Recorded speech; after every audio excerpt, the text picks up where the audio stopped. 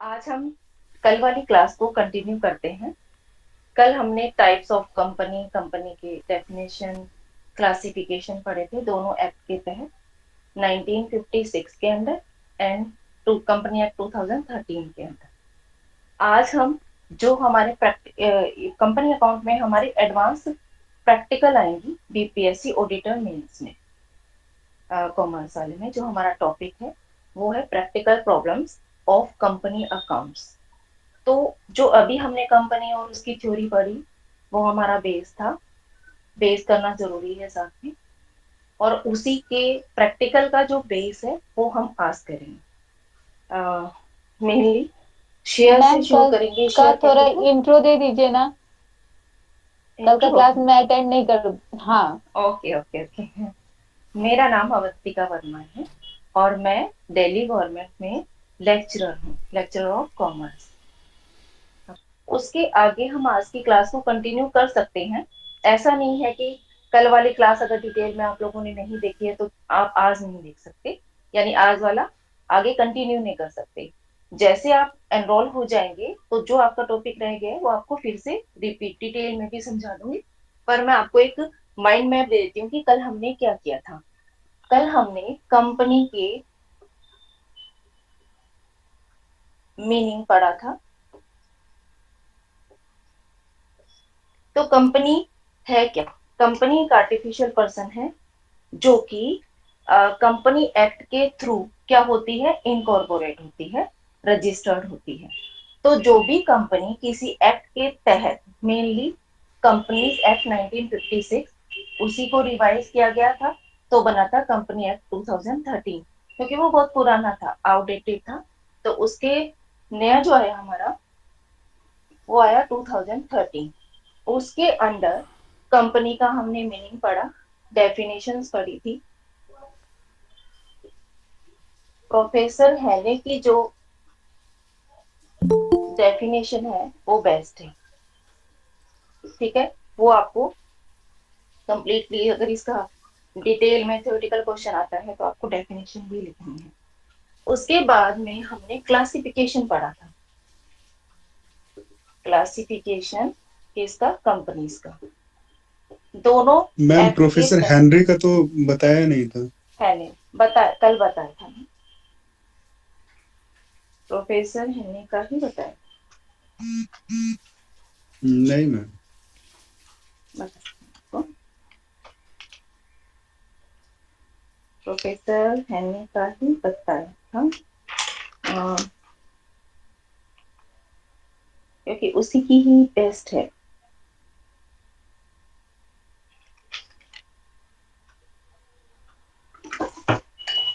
आपने किसकी लिखी है बताइए सर? कल मैंने आपको बताई थी, प्रोफेसर हैने ही बताया था। आई एम श्योर प्रोफेसर हैने ही था। जो मैंने आपको लिखवाई थी, company is an artificial person created by law, created by any law, uh, having perpetual succession and a common seal, लिखवाई थी ना, वो प्रोफेसर रहने की बेस्ट डेफिनेशन है कंपनी की। और बाकी मीनिंग जो मेनली ऑर्डिनरी जो इसकी डेफिनेशन थी वो तो सिंपल सी थी, कंपनी के थ्रू जो क्रिएट हो रही है वो कंपनी है, लगभग ऐसी सिंपल। हमने क्लासिफिकेशन किया था। आगे बढ़े, हो गया क्लियर? Yes ma'am. हाँ, your good name? Amit. Amit, okay.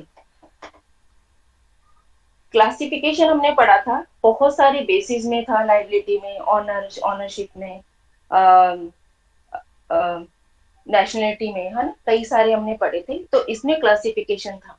Next 1956 के अंडर बहुत सारे 8 हमारे हेड थे जिनके बेस पर हमने क्या किया था, क्लासिफिकेशन किया था। और 2013 का जो क्लासिफिकेशन था वो 3 पार्ट में था। उसमें मेनली हमारा जो था, यानी जो हमारे मेन काम आना है, जो भी प्रैक्टिकली चलता है वो था हमारा प्राइवेट, मेनली हमारा लिमिटेड था, मेन हेड्स। फिर हमारा था लिमिटेड बाय शेयर्स, जी जी बताएं, आपका कॉल लिमिटेड आ रहा बाय है। शेयर्स। और फिर थर्ड जो टाइप था इसका, लिमिटेड बाय गारंटी था। कौन सा कोर्स करना है आपको? जो लिमिटेड बाय शेयर्स था उसमें हम 3 हेड अच्छा, मैथ्स में करना है तो कर लीजिए, किए कोर्स थे। कोई अपने पहला था ग्रेजुएशन तक हमारा ही है। प्राइवेट कंपनी, 35,000 रुपये दूसरा फी है था हम लोगों पब्लिक का। कंपनी, दोनों कोर्स ज्वाइन करते हैं तो 10% फी में डिस्काउंट देकर आप। और थर्ड था ओपीसी। पढ़ा था, रिकॉल हुआ। हाँ, 10% लेस हो जाएगा और उस पेमेंट को आप इसके चाहे तो 2 बार क्लासिफिकेशन को में भी, बताने की आपको तो अगर जरूरत पेमेंट में नहीं है, दिक्कत हो रही तो मतलब 2 बार में भी मेनली आप हमने कर ये सकते हैं। कल पढ़ा था, ये टॉपिक्स पढ़े थे। कंपनी का हमने एक 3 रुपये का ओवरव्यू लगभग लिया था, 15,000 रुपये कंपनी लगभग होती लगेगा। क्या है, इसको हम क्लासिफाई करते हाँ, हैं, उस तो किस किस बेस पर हम क्लासिफिकेशन कर सकते हैं। मेनली 1956 जो है वो सब कंपनी समझा को देते कितने हैं। क्या टाइप्स है में कि क्लासिफाई करता है, सिलेबस दोनों का और सेम है सब, है ना। 2013 जो है वो जितनी भी इसको कितने क्लासेज होंगी सब एक साथ लाइव भी है, कैटेगरी में रिकॉर्डेड भी डिवाइड है सब, करता है है। ना। ठीक तो है, ये क्लासेज जब आपका कोई विद्यार्थी है कल जैसे हमारा सर्टिफिकेट थोड़ा या मेंस टॉपिक देंगे कम ही तो था, सेम कुछ चीज़ वही था वाला इशू। काम दे देगा। नेक्स्ट आज हमारा जो सबसे है बड़ी वो बात है कि जब शेयर्स पे, आपके घर के बच्चे और जब मेंस थोड़ा या हम जब इंटरव्यू प्रैक्टिकल प्रॉब्लम्स की देंगे ना तो तरफ उसमें बढ़ेंगे। रिकॉल करने का तो जरूरत पड़ता है क्लास का ना। तो उनको, हाँ, इंटरव्यू के समय में बोर्ड विजिबल है, तो उस समय क्या क्लियर। था कि उस समय आप वीडियो देख करके ही बच्चे उसको कवर कर सकते हो, उसके लिए अलग से पैसा नहीं देना होता है। बहुत सारे कोचिंग में होता है ना कि भाई हम ऑफलाइन करवा रहे हैं तो कोई इंटरव्यू के लिए अलग से पैसा लेते हैं, वीडियो का क्रैश कोर्स करवाते हैं, वो लोग मेंस का, है ना, जीएस का अलग ऑप्शनल का। अब आते अब हैं यहाँ हम पे न्यू आपको शेयर्स रिकॉर्डेड पे। वीडियो मिल ही रहा है, उसी से हम लोग का काम हो जाएगा। शेयर, लाइव भी है, रिकॉर्डेड भी है। शेयर क्या होता है सर हम लोग डेली से काम करते हैं, हमको जानते बहुत हैं आप? नॉलेज है हम लोग। पढ़ा हाँ, तो हो डेली गई, से करते हैं हम लोग, ऑनलाइन भी बैकग्राउंड करते आपका हैं। कॉमर्स है। हाँ, अभी क्या नाम बताया, अविनाश ना? प्रोसेसर या तो आप वेबसाइट पर जा नो करके आइडिया। पेमेंट कर सकते हैं, या शेयर, फिर अगर ओके मैं फ़ोन बताती पे हूँ। यूज़ करते हैं तो वहाँ से देखो, आप पेमेंट कर सकते एक हैं। दोनों कंपनी ऑप्शन की है, दोनों में जो भी कैपिटल, आपको सुविधाजनक हो वैसे आप पेमेंट उस कर कैपिटल सकते को हैं। आप छोटे छोटे क्लासेज पार्ट जो में वीडियो डिवाइड गई कर, हैं पिछले 5-6 दिनों का, वो सारे क्लासेज रिकॉर्डेड हैं, तो बच्चे जब एडमिशन लेंगे तो उनको ये एक सर्टिफिकेट पार्ट, उसको दे दिया एक जाएगा। यूनिट। वहाँ से वो बच्चे फिर कौन अपने सी क्लास को यूनिट? देख लेंगे। Smallest unit. स्टडी ठीक, ये स्मॉलेस्ट यूनिट कहलाता है शेयर। स्टडी मटेरियल सब उनको दिया जाएगा यहाँ से, एक जब वो कंपनी की ज्वाइन कैपिटल करेंगे, को अगर बाहर से कुछ लेना है तो जितने छोटे से छोटे उसमें टेस्ट यूनिट में क्वेश्चन हम होंगे, डिवाइड, सारे का सारा पेपर, क्योंकि बिना हाँ टेस्ट के डिवाइड बच्चा कैसे लिखेगा, डिवाइड है ना। कर सकते हैं, उस सबसे छोटे यूनिट को क्या कहते हैं हम, शेयर। और रिटर्न ठीक है, मेंस का तो सर वहीं शेयर क्या पे है? आप इंटरव्यू पहला, का फर्स्ट वीक में इसकी हो जाएगा, फीचर, जैसे ही सर्टिफिकेट ये कोचिंग एक खत्म होगा ना स्मॉलेस्ट ग्रेजुएशन का, यूनिट है। उसके तुरंत 10 दिनों के बाद मेंस ले लेगा, किसकी? क्योंकि बच्चे कम है ना। कैपिटल, 4,000 में सर दो ऐसे बच्चे हैं कि जो उनको पता स्मॉलेस्ट नहीं कि यूनिट तैयारी ऑफ कैसे करेंगे, कैपिटल। वो लोग खुद कंफ्यूज हैं, अब तक सेकंड ढूंढ रहे इसका हैं कि कहाँ फीचर है, ज्वाइन करें कहाँ ज्वाइन नहीं करें, है ना। तो वो लोग तो ऐसे भी पीछे रह जाएंगे भीड़ में, है ना। ये प्रोपोर्शनल, प्रोपोर्शनल सुपौल से बात कर रहे हैं। आपका रेट बताता अच्छी है। बात की थी सुबह। शेयर क्या करता है? प्रोपोर्शनल रेट बताता है। स्मॉलेस्ट यूनिट कैसे यही है दिक्कत ये होती है ना आपको सर कि बच्चों समझ को आ गया पता नहीं होगा। कि हमारा रिजल्ट कब क्लियर हो होगा, गया? तो इसीलिए स्मॉलेस्ट आप बच्चों को यूनिट, पहले यूनिट फाइल कैसे भेज है, देते हैं स्मॉलेस्ट कि यूनिट खड़े कैसे रह है? करके, है ना। पूरी कंपनी, एक कंपनी उसको की बस एक मौका कैपिटल को, होता है आगे जितनी भी बढ़ने उसकी के लिए कि मैक्सिमम नहीं हम कैपिटल है, अच्छा कर लेंगे ये उसको कोर्स, हम है ना।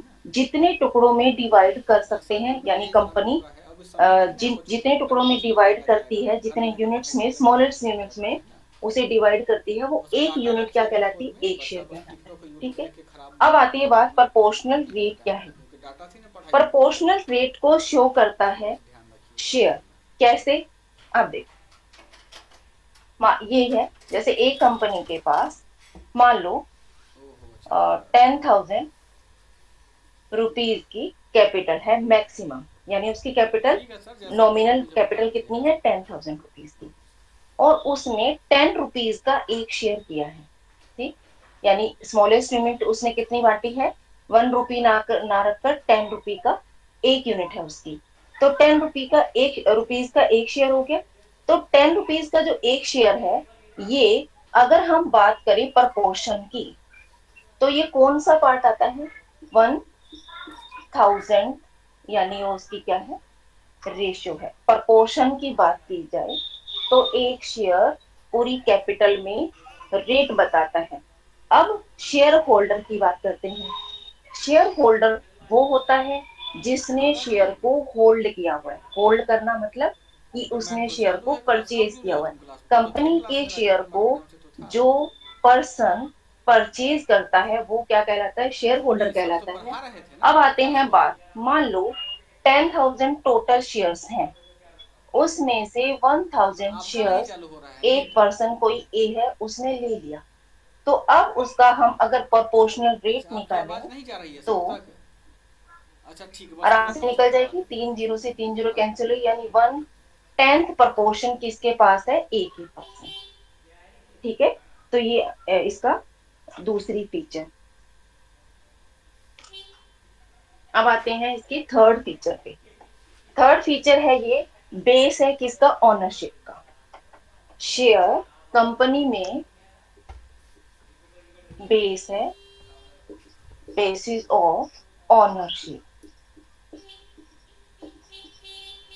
तो शेयर की 3 फीचर्स हैं मेन। पहला ये स्मॉलेस्ट यूनिट है, दूसरा प्रोपोर्शनल रेट को बताता है, थर्ड ये बेसिस है किसका, ओनरशिप का। ये क्लियर है, थर्ड पॉइंट क्लियर है? क्लियर है तो आगे बढ़े थोड़ा। क्लियर हो गया? आंसर दो। जी मैम। नहीं हुआ? कौन सा नहीं हुआ? हो ऑनरशिप गया। हो गया, ओके ठीक है। अब हम पढ़ते हैं ऑनरशिप फिर से बता दीजिए, कौन सा, लास्ट वाला लास्ट और वाला। सेकंड देख, वाला। सेकंड वाला देखो, प्रोपोर्शनल रेट का मतलब क्या होता है, प्रोपोर्शनल बोल दो, फ्रैक्शनल बोल दो, फ्रैक्शनल पार्ट है ये बोल दो।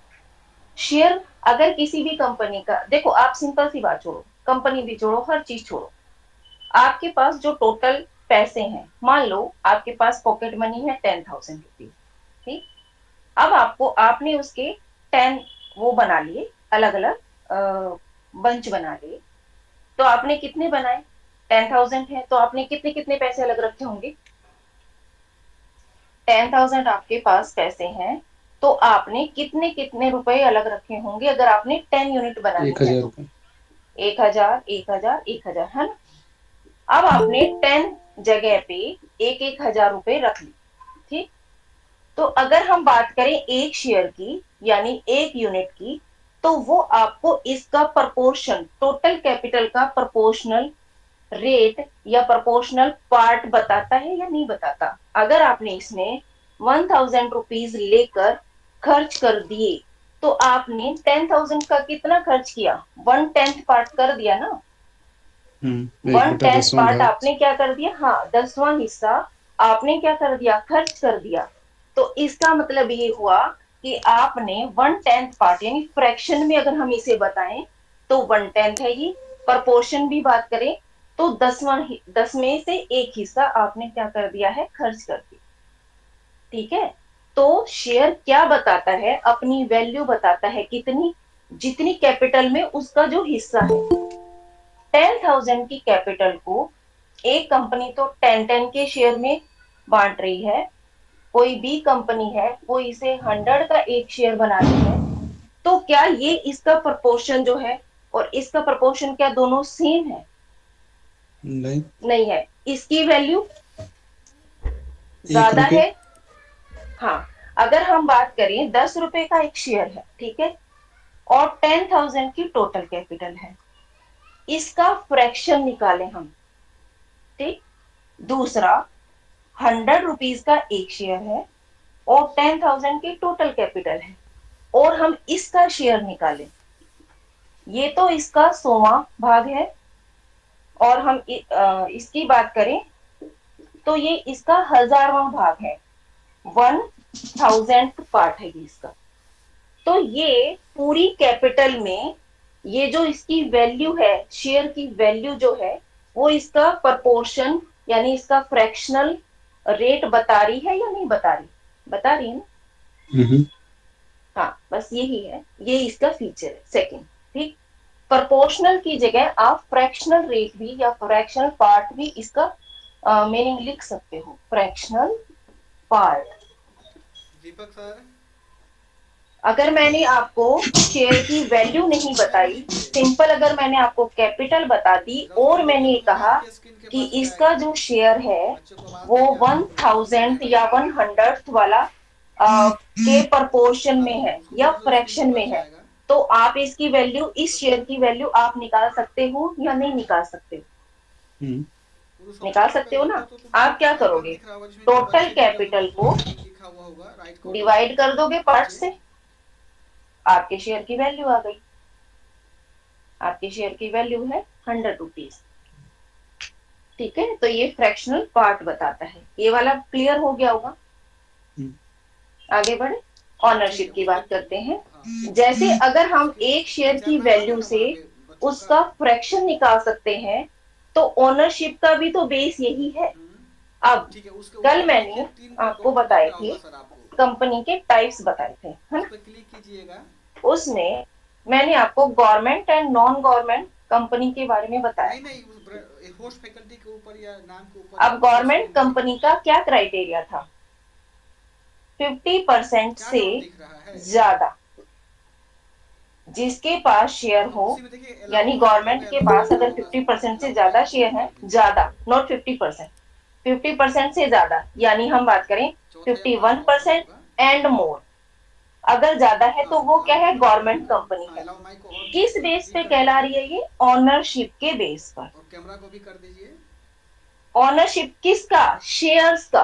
हाँ ताकि अगर बच्चे वीडियो देख गवर्नमेंट के सकते हैं। पास किसी अब आ गया कंपनी के शेयर्स की 51% वो ऑनरशिप दिख है रहा था, वो या ज्यादा है, आवाज नहीं जा रहा तो था वो यार, ऐसे गवर्नमेंट कंपनी कहलाए, पुरुषोत्तम कर है देंगे ना। कल से, है ना। ऐसे ही कोई एक पर्सन किसी कंपनी के ज्यादा से ज्यादा शेयर अपने पास ले लेता है, तो मेनली ओनर कौन हुआ, वो पर्सन, है ना। तो शेयर क्या है, ओनरशिप का बेस भी है। हुआ क्लियर? ठीक है। Yes ma'am. हो गया। नेक्स्ट टाइप्स बढ़ते हैं। आवाज जा रही होगी सर, वो नेटवर्क का इशू है उस पर, दीपक राजीव की आवाज टाइप्स जा रही ऑफ है। शेयर्स, ये तो आप ही बता देंगे। अंडर सेक्शन 43, सेक्शन 43 आपके शेयर्स को तो दो जनरल पार्ट एक में नया डिवाइड लड़का है करता सर, वो है। भी क्लास कर रहा है। पहला प्रेफरेंस शेयर, दूसरा इक्विटी शेयर्स।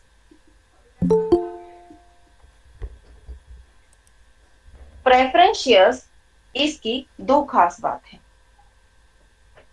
इसे प्रेफरेंस शेयर्स कहते क्यों है, पहली बात, शेयर यानी ऑर्डिनरी शेयर यानी स्मॉलेस्ट यूनिट। अब इनके आगे सरनेम लग गया है तो इसका कोई तो मतलब होगा।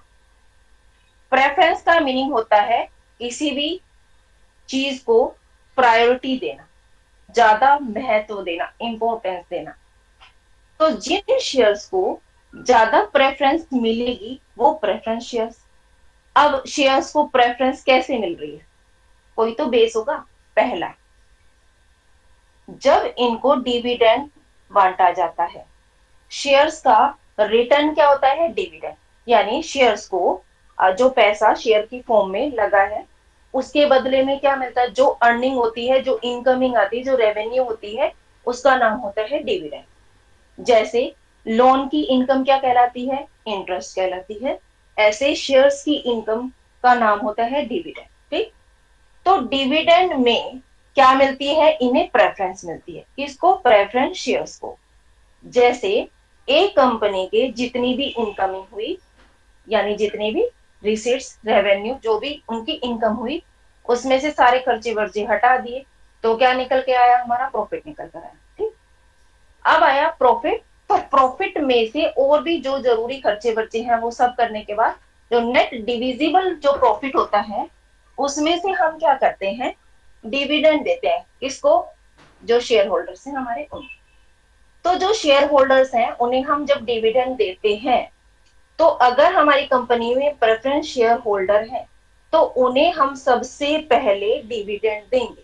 ठीक, अगर इनका डिविडेंड देने के बाद कुछ बचेगा तो ऑर्डिनरी शेयर्स यानी इक्विटी शेयर्स की बारी आएगी। इन्हें क्या मिल गई, प्रेफरेंस यानी कि प्रायोरिटी मिल गई। किसमें, डिविडेंड। पहला हक डिविडेंड का, इनका पहला बेस। अब इस पे भी बात आते हैं थोड़ा सा। ये दो फॉर्म में मिलता है, या तो फिक्स्ड अमाउंट की फॉर्म में मिलता है, यानी एक अमाउंट हम पहले ही फिक्स कर लेते हैं और बस उतना अमाउंट हम हर साल प्रॉफिट में से इन्हें दे देते हैं, किनको, प्रेफरेंस शेयर होल्डर्स को। दूसरा, या फिर हम क्या करते हैं, एक रेट डिसाइड कर लेते हैं, फिक्स्ड रेट ऑफ डिविडेंड। अब ये फिक्स रेट कैसे निकालते हैं, जैसे मान लो 5% of face value. Face value, अब आती है बात फेस वैल्यू की। फेस वैल्यू क्लास का और मतलब नॉमिनल वैल्यू, नॉन टू आप हैं या मैं थोड़ा सा आगे बताऊं इसके बारे में। नेटवर्क, अरे यार नेटवर्क का फेस दिक्कत वैल्यू, नहीं। नॉमिनल वैल्यू के बारे में आप जानते हैं या नहीं, वहाँ इसे जो भी थोड़ा बच्चे सा क्लास बताऊं कर रहे डिटेल हैं में। उनको और वहाँ दिक्कत हो रहा है, तुम्हारा डाटा बचा हुआ है? लगभग जानते हैं, फिर भी बता घबराओ। दीजिए। क्लास से हाँ, नॉमिनल वैल्यू शुरू नहीं तो पता करना है है। तो फिर हम इतनी छोटी टर्म पे क्यों जाए। फेस वैल्यू यानी कि जो किसी भी शेयर का जो मेन, उस पे जब हम उसे इश्यू करते हैं इश्यू किया तो जाता उसकी है। एक वैल्यू होती है। उसकी एक वैल्यू होती है, 100 रुपीज का शेयर है या 10,000, मतलब सॉरी 10 रुपीज का है, 100 का है, 1000 का है, 50 का, जितना भी है वो उसकी, यानी देखने पे जो उस पे लिखा होता है, जैसे नोट है, 10 रुपीज का नोट हम कैसे देखते हैं, वो उसकी फेस वैल्यू है। ठीक है, तो face value and nominal value जो उस पे लिखी होती है वो। मार्केट वैल्यू क्या होती है, 10 रुपीज के शेयर्स की वैल्यू आज हो सकती है 500 रुपीज हो, तो वो उसकी market value, current value and market value. ठीक है, तो जैसे जो भी वैल्यू होगी फेस वैल्यू, उस पर एक रेट भी डिसाइड कर सकते हैं। तो डिविडेंड दो फॉर्म में दिया जाता है, फिक्स अमाउंट की फॉर्म में और फिक्स्ड रेट की फॉर्म में। ठीक, अब आगे बढ़ते हैं। इनको प्रेफरेंस मिलती है एक तो डिविडेंड की फॉर्म में, दूसरी जब पेमेंट की बारी आती है, यानी इन्होंने क्या कर रखा है, खाली डिविडेंड के लिए थोड़ी पैसा लगा रखा है, डिविडेंड तो अर्निंग हो ही रही है, आखिर में जो पैसा इन्होंने लगाया है उसको क्या होगा, जब कंपनी वाइंड अप होगी तो इन्हें वो पैसा भी तो वापस मिलेगा। तो जब भी रीपेमेंट की बारी आएगी, रीपेमेंट ऑफ कैपिटल, तब on the winding of company, on the winding up of the company. Hindi में भी बताते चलिएगा मैम। ओके, वाइंडिंग अप का मतलब होता है बंद। कंपनी को खत्म कर रहे हैं, समापन कर रहे हैं, खत्म कर रहे हैं मतलब बंद कर, ठीक है, बंद, बंद वर्ड ज्यादा, कंपनी क्या हो रही है, बंद होने जा रही है। जब कंपनी को बंद करते हैं तब हमारी क्या होती है, सबसे पहली प्रायोरिटी होती है कि जितने भी हमारे डिबेंचर होल्डर हैं, जिन्होंने हमें लोन दिया है, जो भी हमारे क्रेडिटर्स हैं, पहले हम क्या करते हैं, उन्हें पेमेंट कर देते हैं। वो हमारी लाइबिलिटीज है। कैपिटल भी हमारी लाइबिलिटी है, बट वो कौन सी है, इंटरनल है। हम क्या करते हैं, पहले एक्सटर्नल लाइबिलिटीज यानी बाहरी वाली सारे हमारे जो दायित्व हैं, उन्हीं को हम क्या करते हैं, पहले पेमेंट करते हैं। उनको करने के बाद सबको पेमेंट कर दी और कंपनी हो रही है बंद। जब भी कंपनी, दुकान, कोई भी बिजनेस कंसर्न जब आपका बंद होता है तो क्या होता है, हम सारी लाइबिलिटी को पे करते हैं। पे करने के बाद जब जिन्होंने शुरुआत में पैसा लगाया है, यानी जो ओनर्स हैं, यानी शेयर होल्डर्स, उनके पैसे भी तो वापस देना है। जब उनके पैसे वापस देने की बारी आती है तो प्रेफरेंस शेयर होल्डर को पहले पैसा वापस दिया जाता है। ठीक है, तो यानी इनको दो तरीके से प्रायोरिटी मिलती है, एक तो डिविडेंड इन्हें पहले दिया जाता है, दूसरा इन्हें जब कैपिटल की रीपेमेंट की बारी आती है तब भी इन्हें पहले इनकी कैपिटल को पहले पैसा इनका वापस किया जाएगा। ठीक है, ये दो चीज आ गई। अब आते हैं इक्विटी शेयर पे। क्लियर हो गया preference share holder, preference shares वाला हो गया तो आगे बढ़े, नहीं हुआ तो फिर से रिपीट कर। In the payment of dividend and चलो in the payment of capital. Capital भी इनको कब मिलेगी, जब पहले प्रेफरेंस शेयर होल्डर्स को उनकी कैपिटल, कब, जब कंपनी बंद हो रही है, उन्हें उनकी कैपिटल वापस मिल जाएगी, उन्हें उनकी पूंजी वापस दे दी जाएगी, तब इक्विटी शेयर होल्डर की बारी आएगी और तो इनकी कैपिटल एक तरीके से खत्म, इनका पैसा खत्म, या फिर जितना भी बचेगा उतना ही मिलेगा, प्रोपोर्शन में मिल जाएगा। पर इन्हें कुछ तो खास बात होती है, इन्हें भी कुछ अलग सी चीजें मिलती हैं। इन्हें वोटिंग राइट होता है। वोटिंग राइट होता है किसमें? जो एनुअल जनरल मीटिंग होती है उसमें शेयर होल्डर्स को, इक्विटी शेयर होल्डर्स को ओनली वोटिंग राइट मिलता है। प्रेफरेंस शेयर होल्डर को कोई भी वोटिंग राइट नहीं होता। ठीक है, ये है आपका types of shares.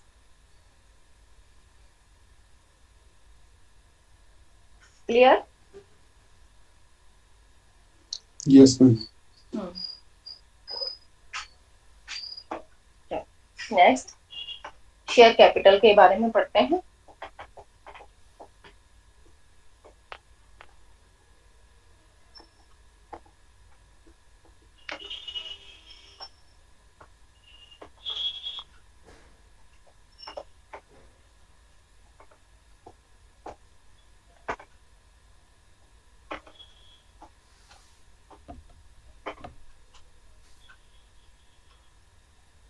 Share capital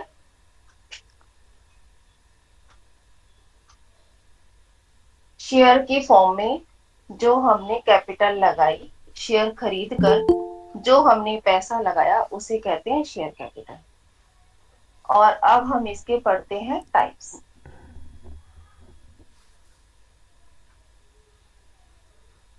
पहला, ऑथोराइज्ड कैपिटल। इसको हिंदी में बोले तो अधिकृत पूंजी, ऑथोराइज्ड कैपिटल।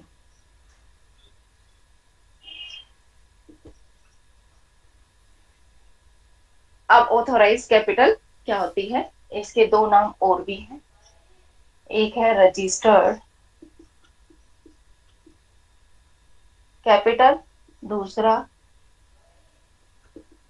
Nominal capital.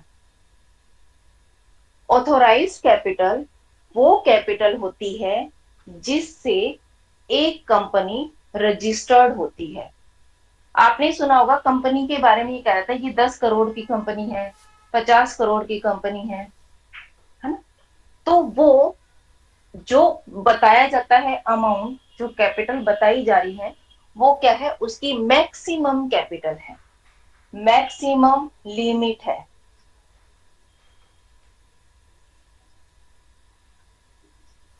किसके लिए? For issuing shares. यानी बात करें कि शेयर को इश्यू करके एक कंपनी कितनी मैक्सिमम कैपिटल को अरेंज कर सकती है, वो कहलाती है ऑथोराइज्ड कैपिटल। मैक्सिमम होती है, इससे ज्यादा की अगर उसे कैपिटल अरेंज करनी है कंपनी को बाय इश्यू ऑफ शेयर्स, यानी कि शेयर को इश्यू करके अगर कैपिटल लेनी है तो उसे क्या करना पड़ेगा? ऑल्टर करना पड़ेगा मेमोरेंडम ऑफ एसोसिएशन को, यानी कि जो उसके सीमा नियम बने हुए हैं। एक कंपनी के मेमोरेंडम ऑफ एसोसिएशन होता है, एक कंपनी की गाइडलाइंस होती है, रूल्स होते हैं, रेगुलेशंस होते हैं, जो उसकी एक तरीके से सीमा नियम, नाम से ही पता चल रहा है, उसकी हर एक चीज में उसके मैक्सिमम लिमिट को डिसाइड करते हैं कि एक कंपनी काम करेगी, रजिस्टर्ड हुई है जिस बिजनेस के लिए, तो वो बिजनेस वही करना है उसने।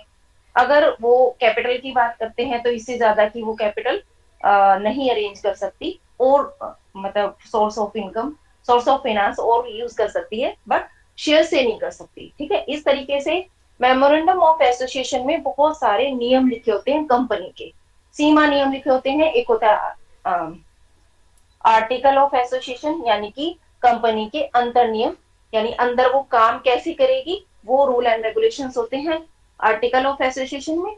मेमोरेंडम ऑफ एसोसिएशन में होता है एक कंपनी की एक तरीके से बाउंड्री तय कर दी जाती है, यानी इसके अंडर अंडर में काम करना है, इससे बाहर नहीं जा सकती। यानी एक तरीके से सारे रूल्स एंड मेन जो रूल एंड रेगुलेशन होते हैं बड़े बड़े, वो उसमें होते हैं।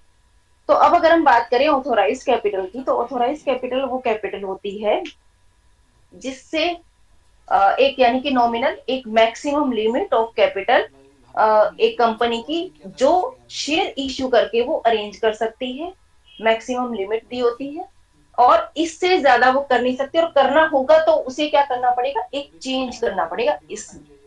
ठीक, अब आते हैं बात नेक्स्ट की। नेक्स्ट पॉइंट है आप इसका issued capital. Authorize capital clear हो गया, समझ आया? Yes, ma'am. हाँ, अब आते हैं हम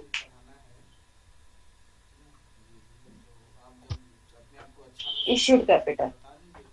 हिंदी में अगर इनके नाम की बात करें तो इश्यूड मतलब मुझे भूल गया यार, नाम याद नहीं आ रहा। देखो, इश्यूड वर्ड सही है, ज्यादा क्लियर है, समझ। देखो, इश्यू का मतलब हाँ, हिंदी में नाम याद आ गया, निर्गमित पूंजी। निर्गमित पूंजी। अब देखो, एक कंपनी को क्या है, जैसे मान लो मैक्सिमम लिमिट उसने डिसाइड कर ली 5 लाख की, छोटा अमाउंट लेके चलते हैं, 5 लाख की कंपनी, यानी उसकी नॉमिनल जो कैपिटल है यानी ऑथोराइज कैपिटल है वो कितनी है, 5 लाख की, पर उसे अभी 5 लाख की जरूरत नहीं है। तो कंपनी क्या कर रही है, अभी फिलहाल क्या करेगी, शुरुआत में 1 लाख के शेयर्स अगर इश्यू कर रही है, तो जितने लिमिट के लिए, जो अमाउंट के लिए शेयर इश्यू कर दिए कंपनी ने, वो कहलाएगी issued capital. Clear? Nominal value, maximum limit of capital, issued capital, जितनी कैपिटल का पार्ट कंपनी ने इश्यू कर दिया, यानी जो पब्लिक है उनको इनवाइट कर लिया, किस चीज के लिए, उसके शेयर्स खरीदने के लिए, तो उसे हम कहते हैं issued capital.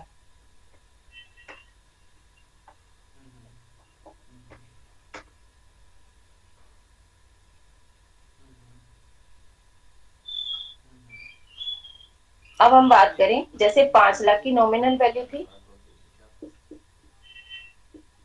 1 lakh issued capital, क्योंकि कंपनी ने क्या कर दिया, पब्लिक को इनवाइट कर लिया ये 1 लाख के शेयर्स को खरीदने के लिए। अब हम बात करें अनइश्यूड कैपिटल,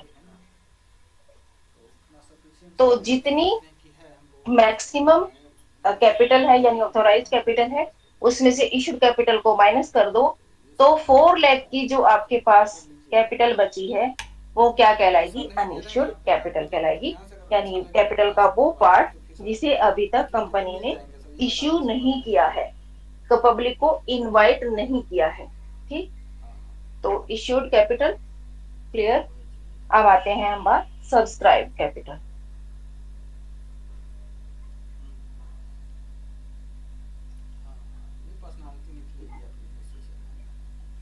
जहां क्लियर नहीं हो वहां पूछ लेना, इसको हिंदी में कहते हैं याचित पूंजी, सब्सक्राइब्ड कैपिटल। सब्सक्राइब वर्ड तो बहुत सभी आजकल बहुत नॉन टू है, इसे सब्सक्राइब करना।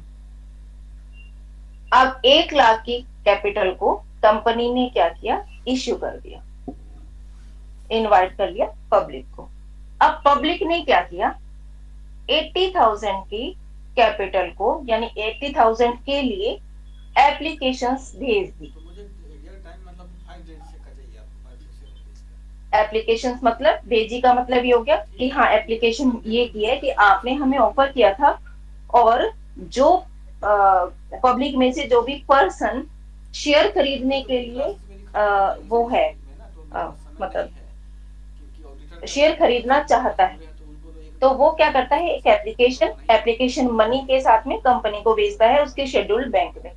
तो जितने अमाउंट के लिए एप्लीकेशंस आ गई हैं, उस अमाउंट की कैपिटल को हम क्या कहते हैं, सब्सक्राइब्ड कैपिटल कहते हैं।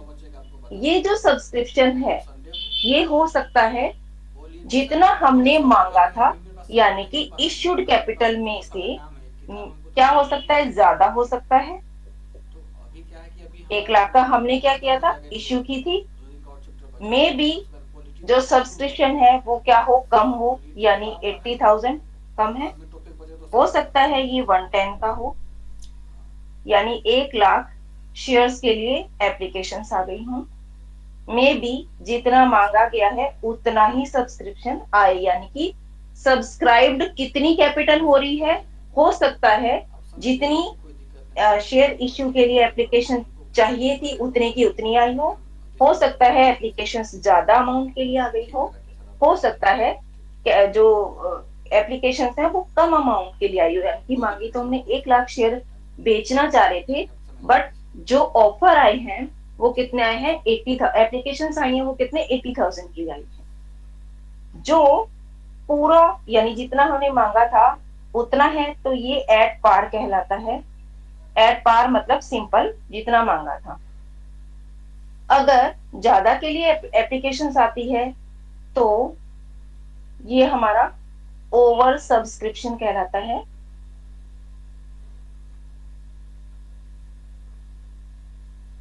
सब्सक्राइब कैपिटल की बात कर रहे हैं तो ये ओवर है, यानी ज्यादा हो गया है सब्सक्रिप्शन, और ये आपका अंडर सब्सक्रिप्शन कहलाता है।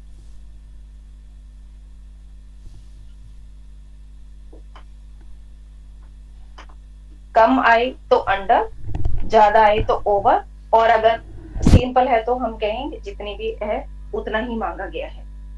तो सब्सक्राइब कैपिटल अभी इतना, इसके आगे थोड़ा सा और इधर लिखो।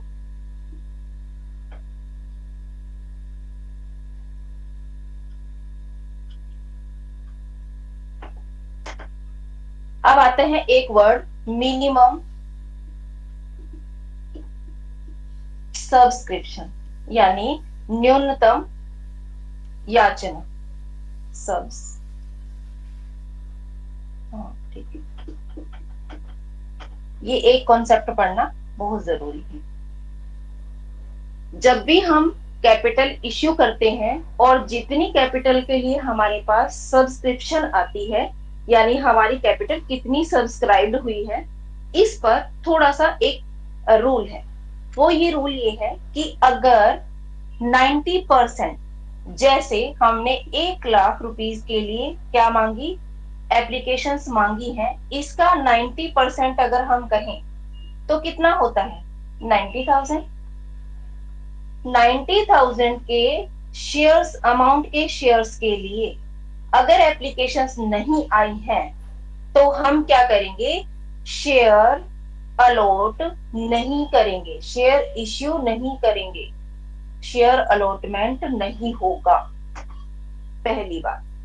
ठीक, अगर कितने दिन के अंदर, ये भी है क्राइटेरिया, 30 डेज के अंदर। अगर हमने कैपिटल को क्या किया है, इश्यू किया है पब्लिक में, मतलब उनसे सब्सक्रिप्शन मांगा है, हमने अपने शेयर्स को ऑफर की फॉर्म में उन्हें दिया है, प्रोस्पेक्टस के साथ में अमाउंट बताते हुए कि हम क्या काम करते हैं क्या नहीं, हमारे शेयर्स की इतनी वैल्यू है, नई कंपनी हमारी बनी है और आप शेयर खरीदने के लिए इनवाइटेड है। तो जब ये कहा जाता है प्रोस्पेक्टस इश्यू किया जाता है, तो उसके 30 डेज के अंदर क्या करते हैं, जितनी भी एप्लीकेशंस आती हैं उसे ये देखा जाता है क्या वो 90% अमाउंट के लिए आ गई हैं। अगर वो 90% अमाउंट के लिए आ गई हैं तो हम क्या कर देंगे, उन्हें शेयर अलॉट कर देंगे। अगर नहीं आती हैं तो मिनिमम सब्सक्रिप्शन क्या हुआ, 90% ऑफ द इश्यूड कैपिटल। कितना, 90% ऑफ द इश्यूड कैपिटल, जितनी कैपिटल हमने इश्यू की है उसका 90% क्या कहलाता है, मिनिमम सब्सक्रिप्शन कहलाता है। जब तक मिनिमम सब्सक्रिप्शन नहीं आएगा तब तक हम शेयर इश्यू नहीं करेंगे, शेयर अलॉट नहीं करेंगे। ठीक, अब इसके लिए दूसरा रूल ये है कि अगर अंडर सब्सक्रिप्शन है, जैसे कि 80,000 के लिए एप्लीकेशंस आई हैं, 90,000 कम से कम नहीं आई है, तो हम क्या करेंगे, इन 80,000 रुपीज को वापिस करेंगे। क्या करेंगे, वापिस करेंगे किसको, जिन्होंने एप्लीकेशंस दी हैं, एप्लीकेंट्स को हम क्या करेंगे, पैसा वापिस करेंगे। और कितने दिन के अंदर अंदर करेंगे, 15 डेज। 15 डेज के अंदर, विद इन द 15 डेज हम क्या करेंगे, उनके पैसे को वापिस कर देंगे, उन्हें लौटा दे। अगर नहीं लौटाते हैं तो एट द रेट 15% हम क्या करेंगे, पेनल्टी किसकी फॉर्म में, इंटरेस्ट की फॉर्म में उन्हें देंगे।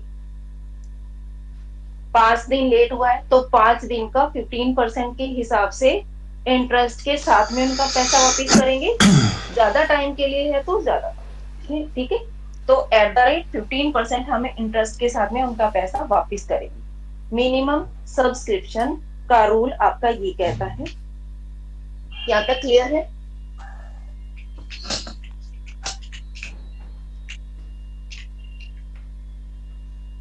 Clear? Ma'am last point. Yes ma'am. हाँ बताओ, क्या कह रहे हो? लास्ट पॉइंट फिर से रिकॉल कीजिए, मेरे को समझ में नहीं आया। कौन सा? मिनिमम सब्सक्रिप्शन समझ में नहीं आया या कुछ हो? Minimum subscription. देखो, मिनिमम सब्सक्रिप्शन ये कहता है कि जब भी आपने पब्लिक को इनवाइट किया है अपने शेयर्स को खरीदने के लिए, तो पब्लिक ने क्या किया, एप्लीकेशंस भेजी। अब या तो आपकी एड अच्छी नहीं है, आपका प्रोस्पेक्टस अच्छा नहीं है, या आपका जो प्लान है वो अच्छा नहीं है, या कंपनी के बारे में ज्यादा एड वेड नहीं हुई तो जानते नहीं है लोग। अगर जानते नहीं है ये भी वजह हो सकती है, या आपकी कंपनी को पसंद नहीं किया जा रहा, ये भी वजह हो सकती है। तो उस कंपनी के शेयर्स को खरीदने के लिए जो पब्लिक एप्लीकेशन के साथ में एप्लीकेशन मनी भेजती है ना, वो भेजा, पर कम लोगों ने भेजा। कम लोगों ने भेजा मतलब टोटल अमाउंट जो था वो 1 लाख था। 1 लाख आना चाहिए था कम से कम। कम से कम क्या, ये प्रॉपर था। कम से कम होता है 90%, जितना भी अमाउंट हमने इश्यू किया है उसके लिए। तो बनना चाहिए था इस केस में, जब हम 1 लाख के शेयर इश्यू कर रहे हैं, तो कितना बनना चाहिए था, 90%, यानी कि 90,000 रुपीस के शेयर्स के लिए एप्लीकेशंस आनी चाहिए थी, नहीं आई। तो मिनिमम सब्सक्रिप्शन के लिए अमाउंट है हमारा इस केस में 90,000, इसके लिए नहीं आई। तो इसके 2 रूल हैं। पहला कि 15 डेज के अंदर हमें क्या करना है, उनका पैसा लौटाना है, ठीक है। तो एक रेगरेट लेटर होता है, यानी कि क्षमा प्रार्थना के साथ एक लेटर के साथ उनका पैसा उन्हें वापस भेजा जाता है उनके एड्रेस पे या उनके अकाउंट में, ठीक है। पैसा वापस भेजना होता है। दूसरा, अगर हम 15 दिन से ज्यादा लेट करते हैं तो क्या करते हैं, 15% के इंटरेस्ट के साथ उनका पैसा वापस करें। ये है मिनिमम सब्सक्रिप्शन का आपका जो रूल है, कॉन्सेप्ट है, वो ये। बड़े आगे, हो गया क्लियर? और यदि 15वें दिन 15 दिन तक कोई दिक्कत नहीं है, और यदि ये होता भी 15वें पता दिन करता है तो कोई दिक्कत नहीं है। 15 से ज्यादा, अगर 16वें दिन भी पेमेंट कर रहा है तो एक एक दिन का क्या निकालना पड़ेगा, 15% के हिसाब से इंटरेस्ट निकालना पड़ेगा। जैसे मान लो 16वें दिन कर रहे हैं और जिस पर्सन को कर रहे हैं उसने 1,000 रुपए दिए थे, ठीक है। 100 रुपए का एक शेयर होगा, 10 शेयर के लिए उसने एप्लीकेशंस दी होंगी, तो उसका टोटल अमाउंट 1,000 है। तो 15 रुपए के हिसाब से ये होना चाहिए था साल भर का। अब एक दिन का निकालोगे तो यहाँ क्या करना पड़ेगा, 365 से डिवाइड करना पड़ेगा। अगर मान लो 5 दिन के लिए निकालना है तो 5, ठीक है। जब हम डेज में बात करते हैं तो 365, अगर हम मंथ में बात करते हैं, मान लो उसने 1 महीना लेट कर दिया तो हम 1/12 कर लेंगे, 12। ठीक है।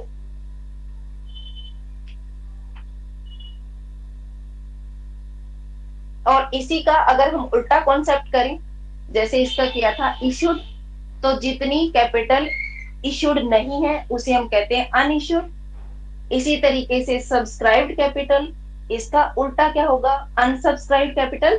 यानी जितनी, जैसे 1 लाख की हमने क्या किया, शेयर इश्यू किया, 80,000 के लिए आया, तो 20,000 क्या हुई, सब्सक्राइब नहीं हुई, तो ये 20,000 की कैपिटल क्या कहलाएगी, अनसब्सक्राइब्ड, यानी अयाचित पूंजी। इसके लिए याचना नहीं आई है, इसलिए इसको अयाचित बोलते हैं। याचित यानी जिनके लिए एप्लीकेशंस आ गई हैं। यहाँ तक ठीक है।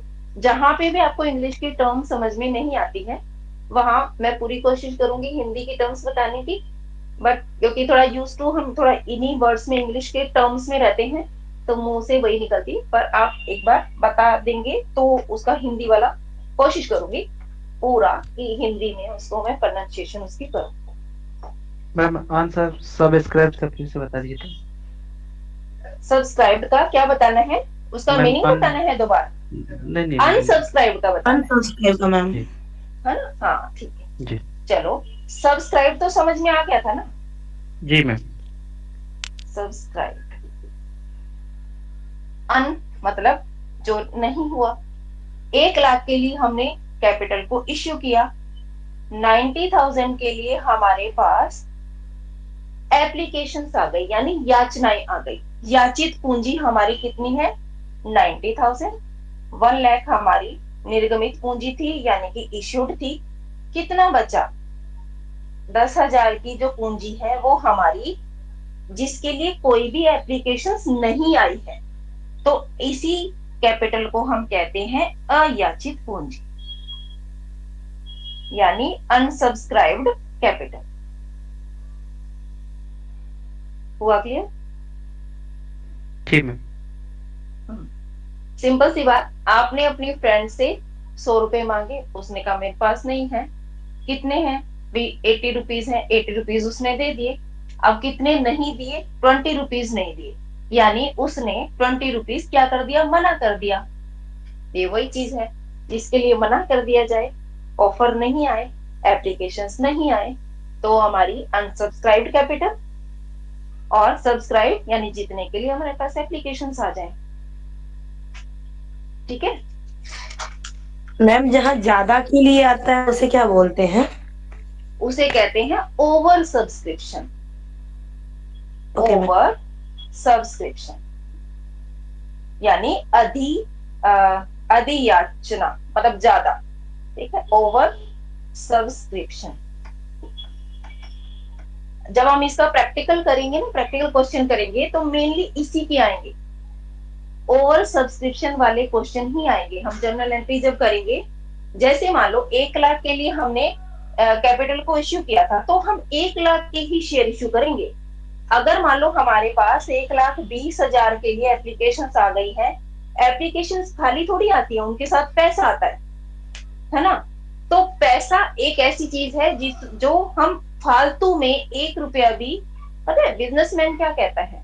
हम सब लोग बिजनेस के बारे में पढ़ते हैं, बिजनेस कॉन्सेप्ट को अच्छे से समझते हैं, कॉमर्स वाले बच्चे तो, या मैनेजमेंट वाले बच्चे तो ये मान के चलो, एक बिजनेस क्या कहता है? पैसा हमारे पास 1 रुपया भी अगर फालतू है, विदाउट एनी रीजन पड़ा है, तो वो हमारे लिए नुकसान है। इसीलिए कंपनीज क्या करती हैं? फालतू पैसा ना तो अपने पास रखती हैं, एज अ वर्किंग कैपिटल भी नहीं रखती, फिक्स कैपिटल में भी ज्यादा इन्वेस्ट नहीं करती, वरना कंपनी क्या एक साथ सारे के सारे शेयर इश्यू नहीं कर सकती। बट एक साथ सारे शेयर इश्यू करके ये पैसा उसके पास फालतू पड़ा रहेगा तो इंटरेस्ट का लॉस होता है, तो नहीं कर सकते। तो अब देखो इसमें क्या है, 1,20,000 रुपए जब हमारे पास आ जाएंगे उसके एप्लीकेशन के, तो हम क्या करेंगे? 1 लाख के लिए तो हम शेयर को इश्यू कर देंगे, शेयर अलॉट कर देंगे। किसको? पब्लिक को। शेयर होल्डर बना लेंगे, हम उन्हें शेयर अलॉट कर देंगे। और जो 20,000 रुपीज बचेंगे वो हम उन्हें पैसा वापिस करेंगे। ठीक है, और ये जो पैसा वापिस करते हैं ना, तो इसमें भी आगे जो हम क्वेश्चन करेंगे तो प्रो राटा अलॉटमेंट करते हैं हम। पढ़ा तो होगा पहले ही, अब हम रिकॉल ही तो करते हैं बाद में ना। Pro rata allotment, pro rata allotment होता यही है कि इसमें करते क्या है, जैसे ना सीधे सीधे 20,000 किसको, यानी एक पर्सन है जिसके पास 5 शेयर थे, तो उसको निराश नहीं किया, उसे 5 के 2 शेयर का पैसा तो वापस कर दिया और 3 उसे शेयर्स दे दिए। ये होता है प्रो राटा अलॉटमेंट, यानी एक प्रोपोर्शन में हम क्या करते हैं? शेयर अलॉट कर देते हैं उन्हें। ठीक है, ये भी पढ़ेंगे। डिटेल में अच्छे से। अब ओवर सब्सक्रिप्शन, अंडर सब्सक्रिप्शन और सब्सक्रिप्शन सब समझ में आ गया मेरे ख्याल से। अब आगे पढ़ते हैं इसके पॉइंट्स। कोई डाउट तो नहीं है? No ma'am. नहीं मैम।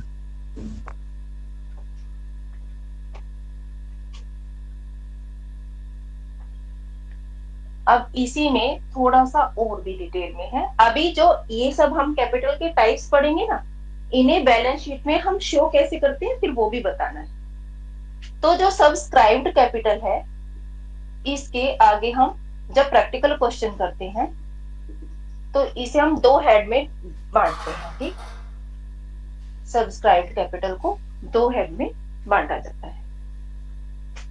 पहला है subscribed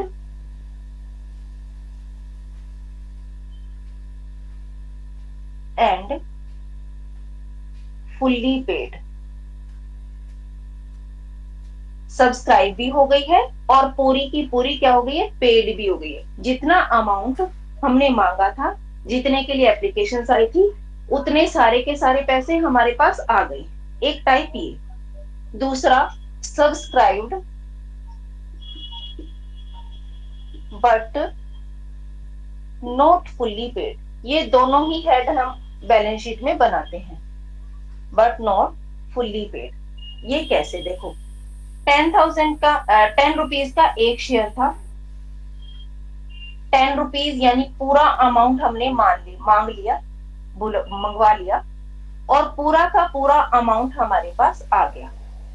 subscribe and fully paid. ठीक, अब इसको थोड़ा इससे क्लियर ज्यादा होगा। सब्सक्राइब्ड यानी कि 10 रुपीज के लिए उन्होंने हाथों भर ली, बट नॉट फुल्ली पेड का मतलब इसमें भी दो वजह हो सकती हैं। अब नॉट फुल्ली पेड यानी 10 रुपए में से हमारे पास 6 रुपए आए हैं अभी तक, या 5 रुपए आए हैं। तो ये जो 5 रुपए आए हैं, इसकी दो वजह हो सकती है कि कंपनी ने अभी तक 5 रुपए ही मांगे होंगे, है ना। दूसरा, मांगे तो 10 के 10 होंगे, बट कुछ शेयर होल्डर ऐसे रहे जिन्होंने टाइम पर पेमेंट नहीं की, यानी वो पैसा नहीं मतलब दिया, कंपनी को नहीं दिया। तो इसके दो हो सकते हैं कि कंपनी ने मांगा ही नहीं होगा, फुल्ली कॉल्ड अप किया ही नहीं होगा, कॉल्ड अप नहीं किया होगा। एक वजह ये हो सकता है, इसीलिए नॉट फुल्ली पेड होगा। दूसरा, सब्सक्राइबर ने पे नहीं किया होगा। इसका हम बात करें fully, not fully called up, ये वजह हो सकती है। नॉट पेड अप, ये दूसरी वजह ये हो सकती है। Called but not paid up, not paid up. ठीक है, ये क्लियर हुआ या इसी थोड़ा और डिटेल में बताऊं? नहीं, आगे बताइए। हो गया क्लियर? ठीक है। तो subscribe and fully paid up समझ में आया। यानी कि हम क्या करते हैं, पूरा का पूरा अमाउंट हमने एक साथ में मंगा लिया और एप्लीकेंट्स ने क्या किया, सारा का सारा पैसा हमें वापस मतलब दे दिया, तो ये फुल्ली पेड हो गया। नॉट फुल्ली पेड में दो रीजन हो सकते हैं, दो वजह हैं जिनकी वजह से नॉट फुल्ली पेड अप होगा। पहला कि हमने 10 में से कंपनी ने 5 ही मंगाए, अभी तक 5 मंगाए ही नहीं है, तब भी नॉट फुल्ली पेड अप है, क्योंकि पूरा का पूरा अमाउंट आया नहीं है। दूसरा, कंपनी ने मांग तो लिया है, बट अभी शेयर होल्डर ने पैसा पेमेंट नहीं की है। ठीक है, तो ये हो गया। अब हम ये देखते हैं कि इसको हम शो कैसे करते हैं। नोट्स टू अकाउंट वर्टिकल वाली आपने बैलेंस शीट पढ़ी होगी, तो उसमें जो हम मेनली जो बैलेंस शीट बनाते हैं उसमें ओनली मेन हेड्स लिखते हैं, बाद में जो डिटेल्स लिखते हैं वो लिखते हैं। नोट्स टू अकाउंट वाला एक पर वो बनाते हैं टेबल, और उसमें बनाते हैं नोट्स टू अकाउंट। उसमें हम बनाएंगे, मेन हेड होता है हमारा शेयर कैपिटल। अब आते हैं उसमें सब्सक्राइब्ड कैपिटल। तो सब्सक्राइब्ड कैपिटल, सब्सक्राइब्ड कैपिटल में हम क्या करते हैं, फुल्ली पेड अप वाले को, जैसे मान लो 100 शेयर्स हैं, तो इस तरीके से हम इसे लिखकर दिखाते हैं, 100 शेयर्स ऑफ ₹10 ईच करके, और अमाउंट वाले में लिख देते हैं क्योंकि वो फुल्ली पेड अप है। और दूसरा लिखते हैं subscribed but not fully paid up. तो इसमें मान लो 100 शेयर्स हैं, ये एक कैटेगरी है और ये एक कैटेगरी ये है, ऑफ ₹10 इज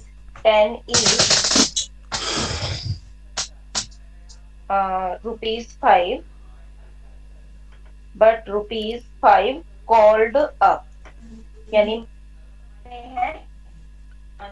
100 मल्टीप्लाई बाय 5 करेंगे तो आपकी टोटल अमाउंट आ जाएगा। यहाँ लिखकर भी हम इसको कर सकते हैं, 1000 बनेगा 1000 और ये आएगा आपका 500। इनको टोटल करने के बाद हम यहाँ पर दिखा सकते हैं 1500।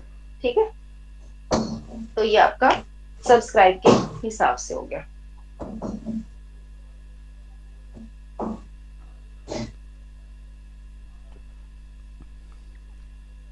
बढ़े आगे।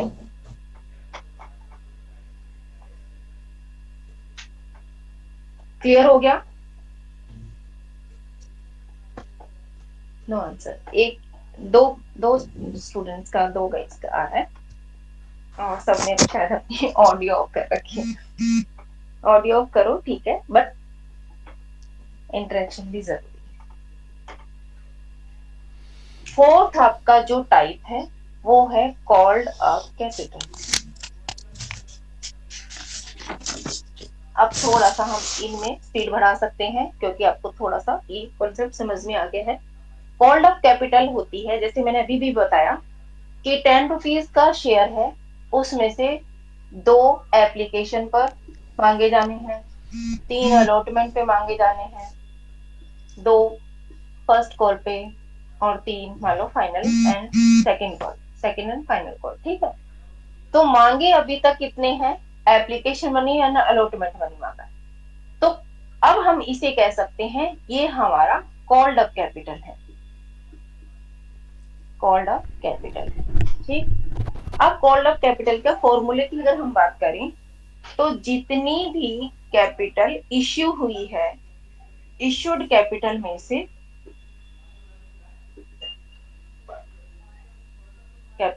से जितना हमने मांगा है, ठीक है, या जितना हम बात करें आ गया है, इश्यूड कैपिटल में से जितना हमने मांगा, यानी कॉल हमने जो किया है वो हमारी क्या आएगी? कॉल्ड अप कैपिटल कहलाएगी, कॉल्ड अप कैपिटल। ये भी क्लियर है?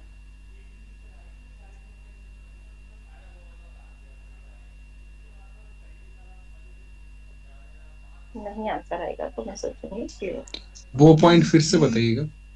कौन सा? कॉल्ड? हाँ, कॉल्ड अप। हाँ, और बाकी का मतलब कॉल्ड अप वाला बताना ना अभी तो। हम्म देखो, कॉल्ड अप सीधा सीधा ये है, जैसे जितना भी सब्सक्राइब किया है ना, सब्सक्राइब का मतलब जैसे हमने 1 लाख के लिए कैपिटल क्या की थी? इश्यू की थी। उसी एग्जांपल को आगे लेके चलते हैं। इश्यूड कैपिटल हमारी 1 लाख की थी, 80,000 के लिए हमारे पास सब्सक्रिप्शन आया था। सब्सक्रिप्शन आया था कितने के लिए? 80,000 की कैपिटल के लिए। ठीक, अब 80,000 के वो लिए नहीं पूछ रहा हमारे हूँ मैं बताइए। मैं बोल रहा हूँ कि वो कॉल्ड अप किया है जब 10 रुपए का, ठीक है, तो वहाँ पे आप अलॉटमेंट पे 2 रुपए दिखा रही हैं, एप्लीकेशन पे 2 रुपए दिखा रही है, अलॉटमेंट पे 3 रुपए दिखा रही हैं, ठीक है, तो उससे तो टोटल 10 इशू करना होगा। 10 रुपए का शेयर है। अब मैं आपको ये वाली 10 रुपए का उसे थोड़ी इशू करना होगा। अभी तो वो 5 ही रुपए का इशू किया है ना। हाँ, तो जो 5 रुपए का इश्यू किया है ना, इश्यू ये नहीं होता। देखो मैं बताती हूँ क्या चीज होती है। इश्यू यानी एक आपने कैपिटल इश्यू की है, अपने शेयर्स को ऑफर किया है, मतलब एक तरीके से ऑफर दी है पब्लिक को। तो वो क्या करते हैं, उतने शेयर के लिए इस 10 रुपए को, क्योंकि आपको इतने पैसे की जरूरत नहीं है, अब 10 को मान लो 1 लाख से मल्टीप्लाई करते हैं। 10 रुपए का एक शेयर और 1 लाख शेयर्स हैं, तो 10 लाख रुपए इकट्ठे हो जाते हैं, है ना। कंपनी को अभी फिलहाल 5 लाख रुपए की जरूरत है, ठीक है, यानी अभी उसके खर्चे ऐसे हैं कि वो 10 लाख नहीं चाहिए, तो कंपनी ऐसे में क्या करती है, अपने शेयर को टुकड़ों में बांट देती है, यानी इंस्टॉलमेंट पे बुलाती है, मंगवाती है इंस्टॉलमेंट में, यानी 2 3 मतलब इस तरीके से वो 3 या 4 अपने उसके टुकड़े कर लेती है। टुकड़े करने का मतलब जैसे एप्लीकेशन मनी अगर 2 रुपए है और 10,000 के लिए हमारे शेयर्स हैं, तो हमारे पास मतलब 1 लाख शेयर्स हैं, क्योंकि 1 लाख की बात कर रहे थे हम अभी, तो हमारे पास 2 लाख रुपए आएंगे एप्लीकेशन पर। फिर हमने क्या किया, थोड़े दिनों में ही अलॉटमेंट कर दिया, यानी जब अलॉटमेंट करने लगे तो हमने पहले एक उन्हें वो देते हैं, एक डेट देते हैं, जो हमारे शेयर होल्डर्स होते हैं ना, उन्हें हम अलॉटमेंट मनी उनसे मंगवाते हैं। फिर हमने मंगवाया 3 रुपए के हिसाब से, तो उसके बाद हमारे पास आ गया 2 लाख आए थे ना, तो 1 लाख शेयर्स के हिसाब से 3 लाख रुपए आ गए। तो अगर मैं अपने शेयर्स की बात करूं, एक कंपनी अपने शेयर की बात करी जाए, तो जो 5 रुपए हैं वो उसके कॉल्ड अप हैं, और ये 5 रुपए अभी उसके अनकॉल्ड अप कैपिटल है, अनकॉल्ड अप कैपिटल। क्लियर हुआ? ये किस केस में होता है, जब आप अपने शेयर्स की वैल्यू को इंस्टॉलमेंट पे बुलाते हैं, मंगवाते हैं, ये तब होता है। कॉल्ड अप का मतलब जैसे इसके नाम से है वैसा ही होता है। कंपनी को जब ज्यादा पैसे की जरूरत नहीं होती, एक टाइम पीरियड के बाद जरूरत होती है, तो उस टाइम पीरियड के बाद ही कंपनी पैसा मंगवाती है। जैसे आराम से पहले एप्लीकेशन अलॉटमेंट, ये तो लगभग थोड़े टाइम पीरियड के बाद ही हो जाता है।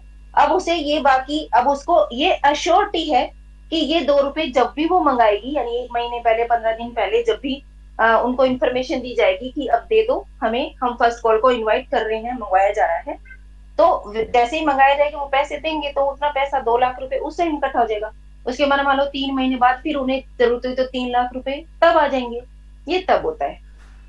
हो गया क्लियर? आपके क्वेश्चंस में ऐसा ही आएगा। बढ़े आगे? Yes ma'am. अब इसी को आगे बढ़ाते हैं। नेक्स्ट आपका टॉपिक है पेड अप कैपिटल। ये टर्म्स को समझना ही जरूरी है, बहुत जरूरी है। ये जब तक नहीं समझेंगे फिर हमारा क्वेश्चन भी नहीं हो पाएगा। अब देखो, 1 लाख रुपए, हमने टोटल 10 रुपीज का शेयर था, 1 लाख एक साथ मंगवाने थे, हमने नहीं मंगवाए। हमने क्या किया, एप्लीकेशन पे शुरुआत में एप्लीकेशन दी, वो तो हमारे पास पूरे आए ही होंगे, है ना, तो 2 लाख आ गए। अब हमने अलॉटमेंट मनी मंगवाया 3 रुपए के हिसाब से, तो उनमें से हमारे पास आने चाहिए थे 3 लाख। 100 रुपए, 100 शेयर होल्डर, ऐसा 100 रुपए का एक शेयर होल्डर है कोई ए, जिसने 100 शेयर्स होल्ड कर रखे हैं, उसने 3 रुपए के हिसाब से ये अलॉटमेंट मनी नहीं दिया, भूल गया, पैसा नहीं था, या उसका कुछ भी हो सकता है कि उसके पास पैसे नहीं है, भूल चुका है, या किसी को भेज दिया आगे तो उसने आगे कुछ नहीं किया, यानी ट्रांसफर कर दिया, जो भी है रीजन कुछ भी हो सकता है। तो अब उसके जो 300 रुपए हैं जो नहीं आए, आने चाहिए थे कितने, 3 लाख, उसमें से 300 रुपए एक ही नहीं आए। ऐसा कोई और भी हो सकता है जिसके पास 1000 शेयर हो, है ना, वो 3 रुपए के हिसाब से उसके 3000 नहीं आए। तो जो ये नहीं आए हैं उनको हटा दो। 3 लाख में से हमने हटाया 3300। अब हमारे पास पैसा आता है ये 10 हो गया ना, यहाँ 6 9 और 2,96,700। पेड अप कैपिटल कितनी होगी, ये पेड अप कैपिटल, यानी जितनी कॉल की गई है, ये तो हमारी पहले आ गई, अब मतलब ये वाले कॉल की थी, तो ये हमारी कॉल्ड अप कैपिटल थी। इसमें से जितना नहीं आया उसे हटा दो, तो बाकी बचा कितना, वो हमारी पेड अप कैपिटल है। कितनी, जो आया वो पेड अप, और जो नहीं आया यानी ये, इसे हम कहते हैं कॉल्स इन एरियर्स। क्लियर? ये टर्म पढ़ी है ना, कॉल्स इन एरियर, तो ये वही है। यानी पैसा इन्हें देना है बट इन्होंने दिया नहीं है, बकाया में है। एरियर का मतलब बकाया।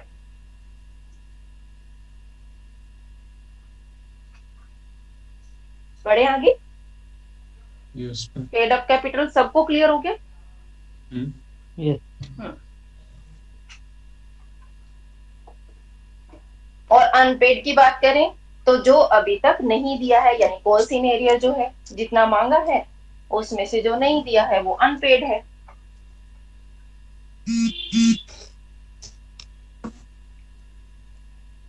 अगला है आपका अनइश्यूड कैपिटल। मैंने बता दिया था थोड़ा सा, फिर भी क्योंकि हमारा एक टाइप है तो इसमें थोड़ा सा फिर से पढ़ लेते हैं। अनइश्यूड यानी कि जो हमने इश्यू नहीं की है। नॉट इश्यूड कैपिटल क्या कहलाती है? हमारी अनइश्यूड कैपिटल कहलाती है। जैसे 5 लाख की नॉमिनल कैपिटल थी, जिसमें से हमने 1 लाख रुपए की कैपिटल को क्या किया था? इश्यू किया था। तो जो 4 लाख बच रहा है वो हमारी अनइश्यूड कैपिटल है। यानी हम जब हमें जरूरत होगी तब इश्यू करेंगे, अभी कोई वजह नहीं है हमारे पास इश्यू करने के लिए, यानी हमें पैसे की जरूरत नहीं है तो हम अभी इश्यू नहीं कर रहे हैं।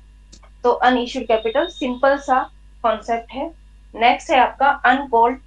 कॉल्ड अप का उल्टा uncalled. Uncalled capital.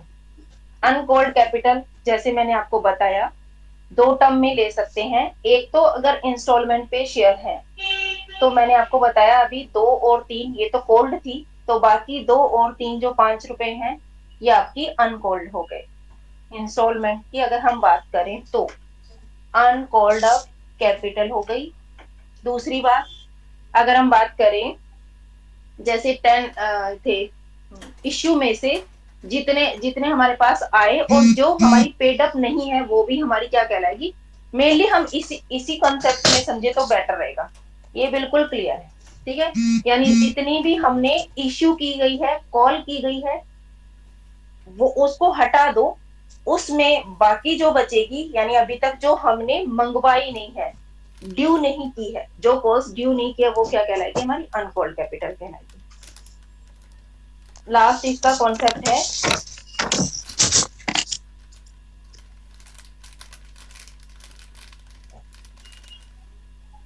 Reserve capital. Reserve भी बोलते हैं और रिजर्व कैपिटल भी बोलते हैं, दोनों ही नाम सही हैं।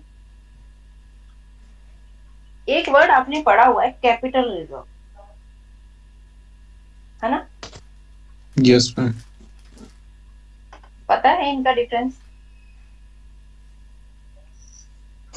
हाँ, बताओ। कैपिटल रिजर्व लायबिलिटी होता है कंपनी का,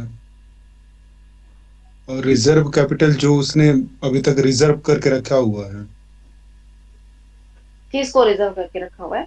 कैपिटल को। है ना?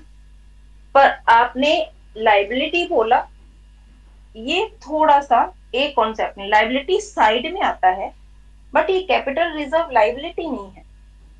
थोड़ा थोड़ा सा कॉन्सेप्ट इसका क्लियर नहीं है, ठीक है? होगा क्लियर, मे भी बताने में नहीं आ रहा हूं। तो रिजर्व कैपिटल, पहले इसको करते हैं फिर कैपिटल रिजर्व मैं बताती हूँ आपको। देखो कैपिटल रिजर्व कैपिटल है ना, तो रिजर्व कैपिटल नाम से पता चल रहा है, यानी कैपिटल का वो पार्ट जो हमने क्या कर रखा है? रिजर्व करके रखा हुआ है। तो कोई तो पर्पस होगा। पर्पस क्या है? जब कंपनी बंद होगी, जब कंपनी को बंद करेंगे, किसी भी वजह से कंपनी को बंद करने की जो स्थिति आएगी, तो उस टाइम क्या करना पड़ता है? हमें हमारी लाइबिलिटीज को पे करना है। लाइबिलिटीज को पे करना है, बंद कर रहे हैं प्रॉफिट की स्थिति में या प्रॉफिट वाली कंडीशन में, कंपनी बहुत अच्छी चल रही है, तो क्या कोई भी ओनर या डायरेक्टर ये डिसाइड करेंगे कि कंपनी को बंद कर दें? कभी नहीं करेंगे। कंपनी को तभी बंद किया जाएगा जब वो सिक हो जाएगी या कोई वजह है, यानी वो प्रॉफिट की पोजीशन में नहीं है, साल दर साल क्या हो रहा है? नुकसान हो रहा है, कंपनी सरवाइव नहीं कर पा रही है, इनसॉल्वेंट हो रही है, जो भी, ठीक है। तो ऐसी स्थिति यानी क्या हो गया, डिसाइड किया गया कंपनी को बंद कर दे। अब कंपनी को जब बंद करेंगे ना, तो जो हमारे अच्छी वाली लाइबिलिटीज जो है ना, जैसे लोन हो गए जिन पे हमें सिक्योरिटी हमने दे रखी है, जैसे बैंक से लोन लिया हुआ है हमने, एसेट्स उस पे गिरवी रखी हुई है, एसेट हमने दे दी, पैसा हम उनका पूरा पे यानी रीपे नहीं कर पा रहे हैं, तो अब हमें पैसे की जरूरत है। तो कंपनी क्या करती है, अपनी कैपिटल का एक पार्ट रिजर्व रखती है कि वो कब काम आएगा, जब हम कंपनी को वाइंड अप करेंगे, लिक्विडेट करेंगे, बंद करेंगे, तब हम उस पैसे को मंगवाएंगे। ठीक है।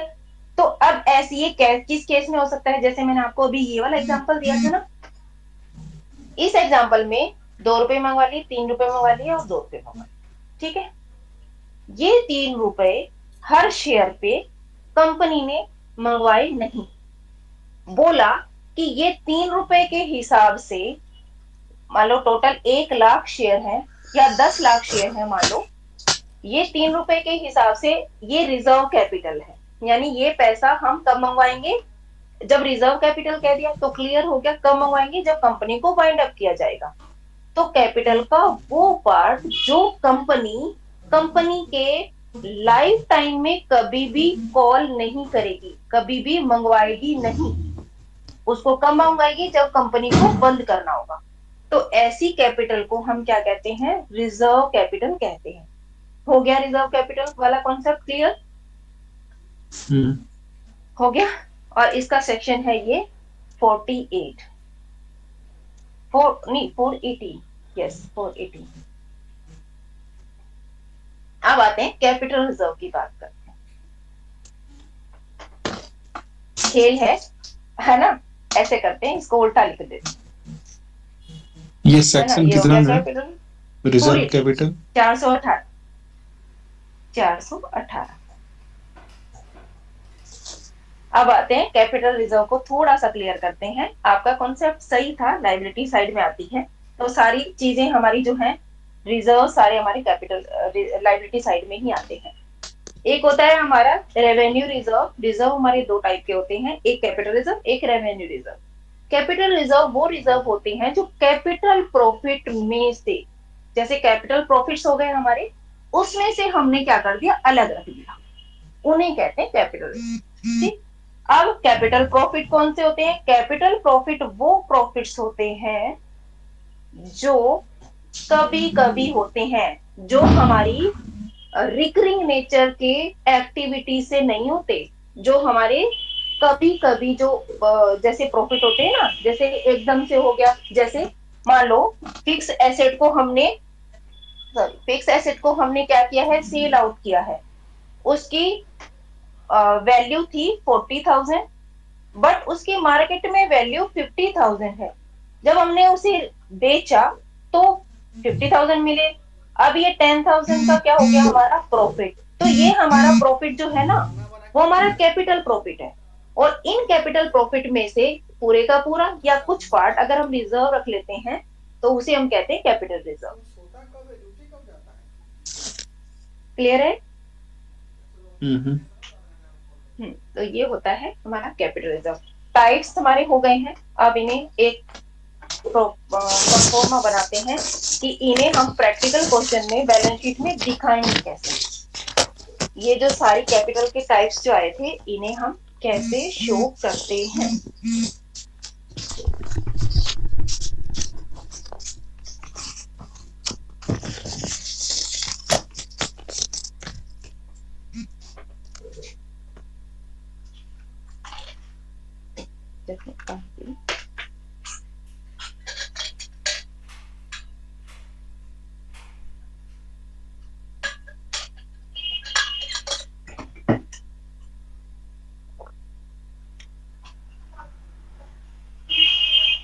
सबसे पहले कंपनी का नाम लिखा होता है, जैसे कि हम बैलेंस शीट बनाते हैं उसमें लिखते हैं।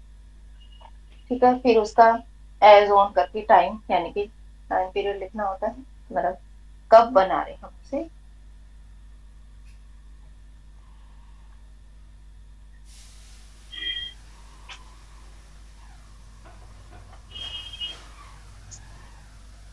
पूरी बैलेंस शीट हम नहीं बना रहे हैं। कैपिटल को कहाँ किस पोर्शन में शो करना है हम सिर्फ अभी वो बता रहे हैं। ठीक, name of the company, balance sheet as on. Company की बैलेंस शीट हम क्या करते हैं, टी शेप में नहीं बनाते हैं, मतलब इसे वर्टिकल फॉर्म में नहीं बनाते हैं, हॉरिजॉन्टल फॉर्म में बनाते हैं। अब कंपनी का जो 2013 एक्ट कहता है वो ये कहता है इस फॉर्मेट में बनानी है, एज ऑन आगे जो भी टाइम पीरियड होगा।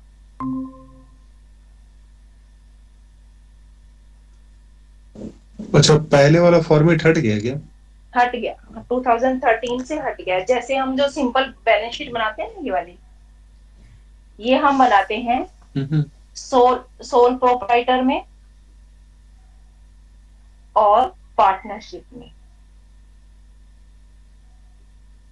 पार्टनरशिप फॉर्म इस फॉर्म में, और बात करें तो हम एनपीओ वगैरह की जो उनमें करते हैं तो उनमें भी हम जैसे statement of affair single entry system को फॉलो करते हैं तब भी बना लेते हैं, बट कंपनी की इसी फॉर्म में बनानी है। और नोट्स टू अकाउंट बनाने हैं, ये भी और ध्यान रखना, नोट्स टू अकाउंट बनाने होते हैं। कैसे बनाते हैं वो हम देखेंगे। इसमें जो ये वाली बैलेंस शीट होती है डिटेल में तो हम देखेंगे बाद में, अभी कैपिटल वाला पार्ट देखते हैं, या थोड़ा सा चलो बता देती हूँ। इसमें क्या है, जैसे ऐसे फर्स्ट पार्ट बांटते हैं और जो सेकंड, यानी देखो जो हमारा टी शेप वाली जो बनती थी तो ये हमारी लाइबिलिटीज होती थी और ये एसेट्स है ना। तो ये हमारी यहां पर लिखा जाता है इक्विटी एंड लाइबिलिटीज।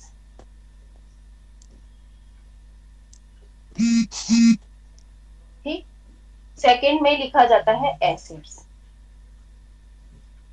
ये हेड हो गया, यानी एक पार्ट ये एक पार्ट ये। कौन सी फॉर्म में, हॉरिजॉन्टल फॉर्म। इसमें हम पहला पार्ट लेके चलते हैं शेयर कैपिटल।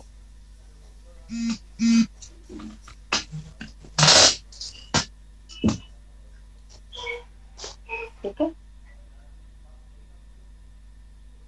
तो यहाँ पे शेयर होल्डर्स फंड, मैं भी मिस कर रही थी, शेयर होल्डर्स फंड लिखते हैं।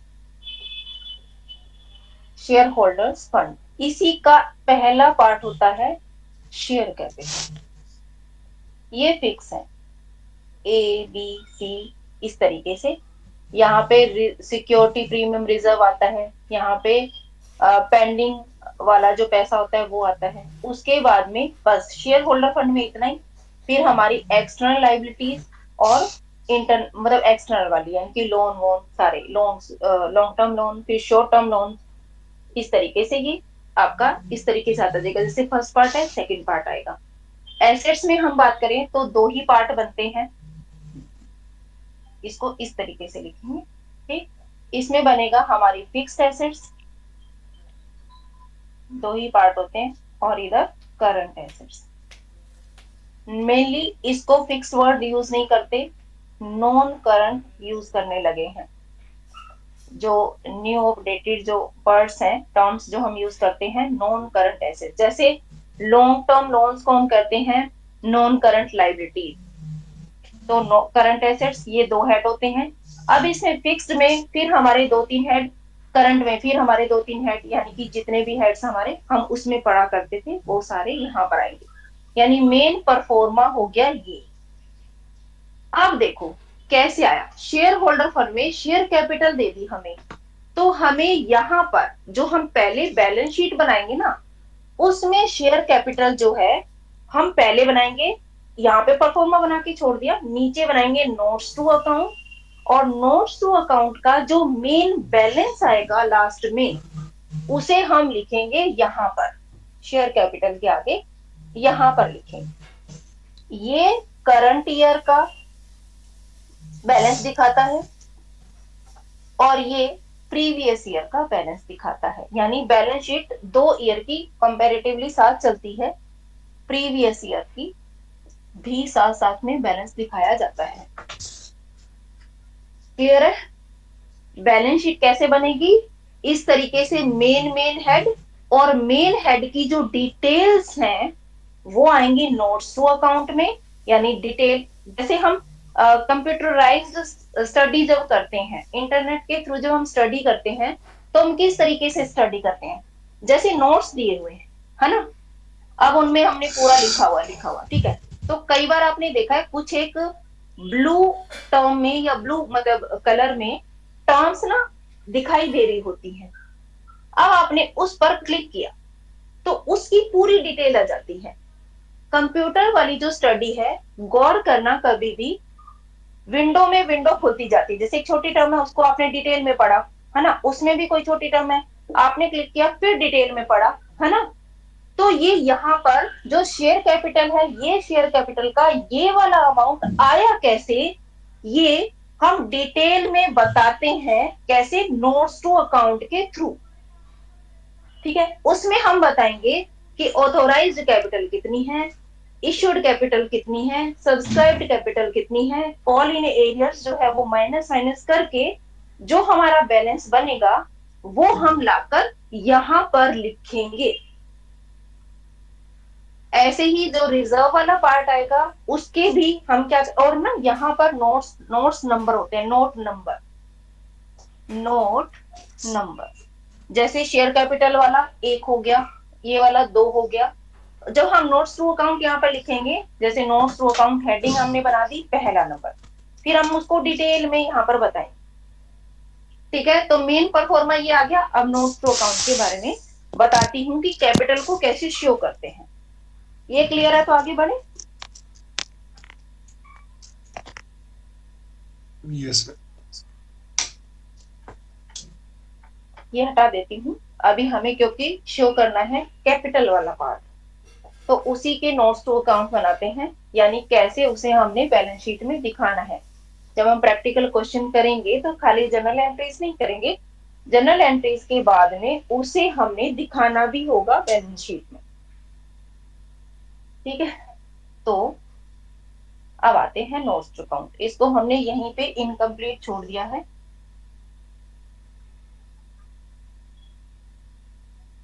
हेडिंग ऊपर भी लिख सकते हैं, नोट्स टू अकाउंट। पहला किसका? शेयर कैपिटल का दिखा रहे हैं, तो शेयर कैपिटल के बारे में आ जाते हैं। सारा दिखाने के लिए हमने हेडिंग डाल दी शेयर कैपिटल। अब आते हैं जो भी हमने सारे टाइप्स पढ़े थे उनके बारे में। हमने सबसे पहले पढ़ा था, और ये दिखाना जरूरी होता है। अब ऑथोराइज कैपिटल दिखाई, हमने बताया कि 1 लाख, 1 लाख की हमने कितनी, 5 लाख की दिखाई थी ना, तो 50,000 लिखते हैं। 50,000 शेयर्स ऑफ ₹10 ईच लिख दिया। अब नोट्स नंबर तो यहाँ पर आए हुए थे, यहीं पे कर लेते हैं, ज्यादा दूर नहीं जाते। 2 कॉलम हमने यहाँ पर बना लिए, एक सब डिटेल्स के लिए, एक डिटेल्स के लिए। ये अब ऑथोराइज कैपिटल वाला जो पार्ट होता है, जैसे ये दिखाया 5 लाख, मेन कॉलम में दिखाएंगे, मेन अमाउंट वाले कॉलम में दिखाएंगे, पहली बार। दूसरी बार इसे हम यहां क्लोज कर देंगे। Authorise capital notes to account में या हमारी बैलेंस शीट में जस्ट एन इंफॉर्मेशन शो होती है। इसे हम लायबिलिटी साइड में, या हम बात करें कि ये शेयर कैपिटल का बैलेंस निकाल रहे हैं, तो ये ऐड नहीं होती। ध्यान रखना, authorise capital just an information हम शो करते हैं। शो करना जरूरी होता है, किसके लिए? सभी के लिए, जो भी इसके यूजर्स हैं, ठीक है। अब आते हैं सेकंड, इसका पार्ट होता है, ए हो गया ये, बी इश्यूड, यानी हमने इश्यू कैसे कितनी की है, ये भी हमें इंफॉर्मेशन देनी है। 50,000 की बजाय हमने 10,000 शेयर्स, मान लो 1 लाख की थी ना, 10,000 शेयर्स ऑफ ₹10 ईच, इस तरीके से लिखेंगे। और फिर हमने इसका अमाउंट ये बताएंगे कि 1 लाख है। इसको भी हम क्या कर देंगे, क्लोज कर देंगे। हम बस बता रहे हैं कि इश्यूड कैपिटल इतनी है। मेन जो हेड हमारा आएगा यहां पर बैलेंस, वो ये वाला आएगा, सब्सक्राइब्ड कैपिटल का। सब सारे हेड्स नहीं बनाते हैं हम, ये भी बता रही हूँ, सब्सक्राइब्ड कैपिटल वाला बनेगा। बस इसमें हम बताते हैं पहली subscribed and fully paid up. Paid up, अब आपने जितने भी शेयर्स थे उसका अमाउंट आपने यहां पर लिखा अंदर। अब दूसरा, यानी दूसरा टाइप भी हो सकता है, कुछ तो ऐसे थे जो हमने फुल्ली पेड अप, सारा का सारा पैसा हमारे पास आ गया, और कुछ ऐसे थे जो फुल्ली पेड अप नहीं थे, बट यहाँ वर्ड यूज करना है, but subscribed but not fully paid up. यानी यहाँ पर भी हमारा जितने भी हमारे शेयर्स हैं, एज पर क्वेश्चन जो भी हमारा आएगा रुपी जितने का भी है, और हम टोटल अमाउंट यहाँ पर उसका लिख दें। अब इनमें से कुछ एक होंगे हमारे, मानो कॉल्स इन एरियर्स वगैरह है, कॉल्स इन एरियर्स है अगर, तो वो क्या होंगे, माइनस हो जाएंगे। ठीक, ये आपने टोटल किया, इसमें से ये माइनस कर दिया। एक चीज और आती है, जब मान लो शेयर होल्डर है कोई और वो पेमेंट नहीं कर रहा है, जैसे उसने फर्स्ट कॉल की नहीं दी, सेकंड कॉल की नहीं दी, तो हम उनके शेयर्स को फॉरफिट कर लेते हैं। जब हम फॉरफिट कर लेते हैं पैसे को, मतलब शेयर्स को, तो उनका जो पेड अमाउंट है, मान लो 10 रुपीज का शेयर था और उसने 5 रुपए तो दे दिए थे, बट जब उसे फर्स्ट कॉल मांगी गई 2 रुपए वाली, तो उसने ये पेमेंट नहीं की। कंपनी ने उसे बोला, वार्निंग वगैरह दी, 3 रुपए तो मानो उसे हो सकता है अभी मंगवाने ही नहीं है, तो 7 रुपीज के कोल्ड अप में जब उसने 2 रुपीज की पेमेंट नहीं की, तो कंपनी ने क्या किया, उसके शेयर को, 10 रुपए के शेयर को फॉरफिट कर लिया। फॉरफिट मतलब जब्त कर लिया, ये कंपनी के पास राइट होता है। अब जब्त किया तो 5 रुपए आए हैं ना उसके पास, अब शेयर जो दिया गया था वो तो वापिस आ गया, तो ये पैसे 5 रुपए जो आए हुए हैं ये तो कहीं तो दिखाए जाएंगे ना, और ये दिखाने जरूरी है, कंपनी को हर एक पैसे का हिसाब देना होता है।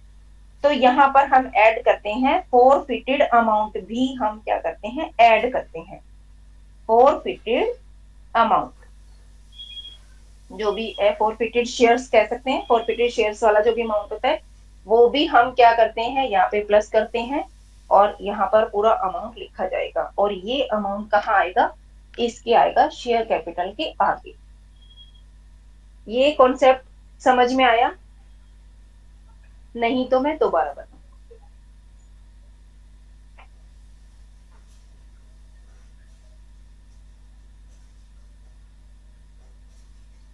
No response. यस मैम, समझ में आ गया। क्लियर हो गया? फॉरफिटेड अमाउंट इसे वाला भी टोटल समझ में करके आ शेयर गया? कैपिटल में डाल देना है।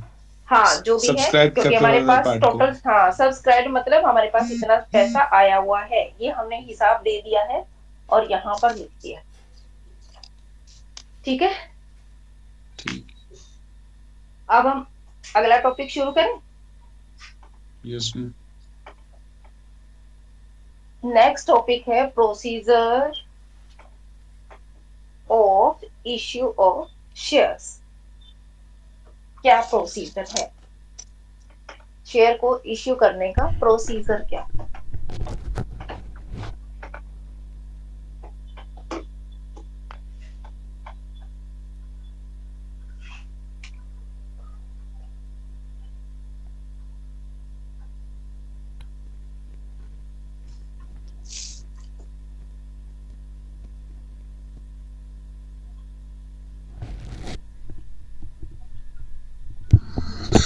प्रोसीजर मतलब एक तरीके से प्रोसेस, कार्यविधि, हिंदी में क्या कहते हैं, प्रोसीजर प्रक्रिया है ना, एक मतलब प्रोसेस पूरी। तो इसकी 4 प्रोसेस होती हैं। पहली, हम इश्यू करते हैं प्रोस्पेक्टस। सबसे पहले हम क्या करेंगे, प्रोस्पेक्टस इश्यू करेंगे। To issue prospectus.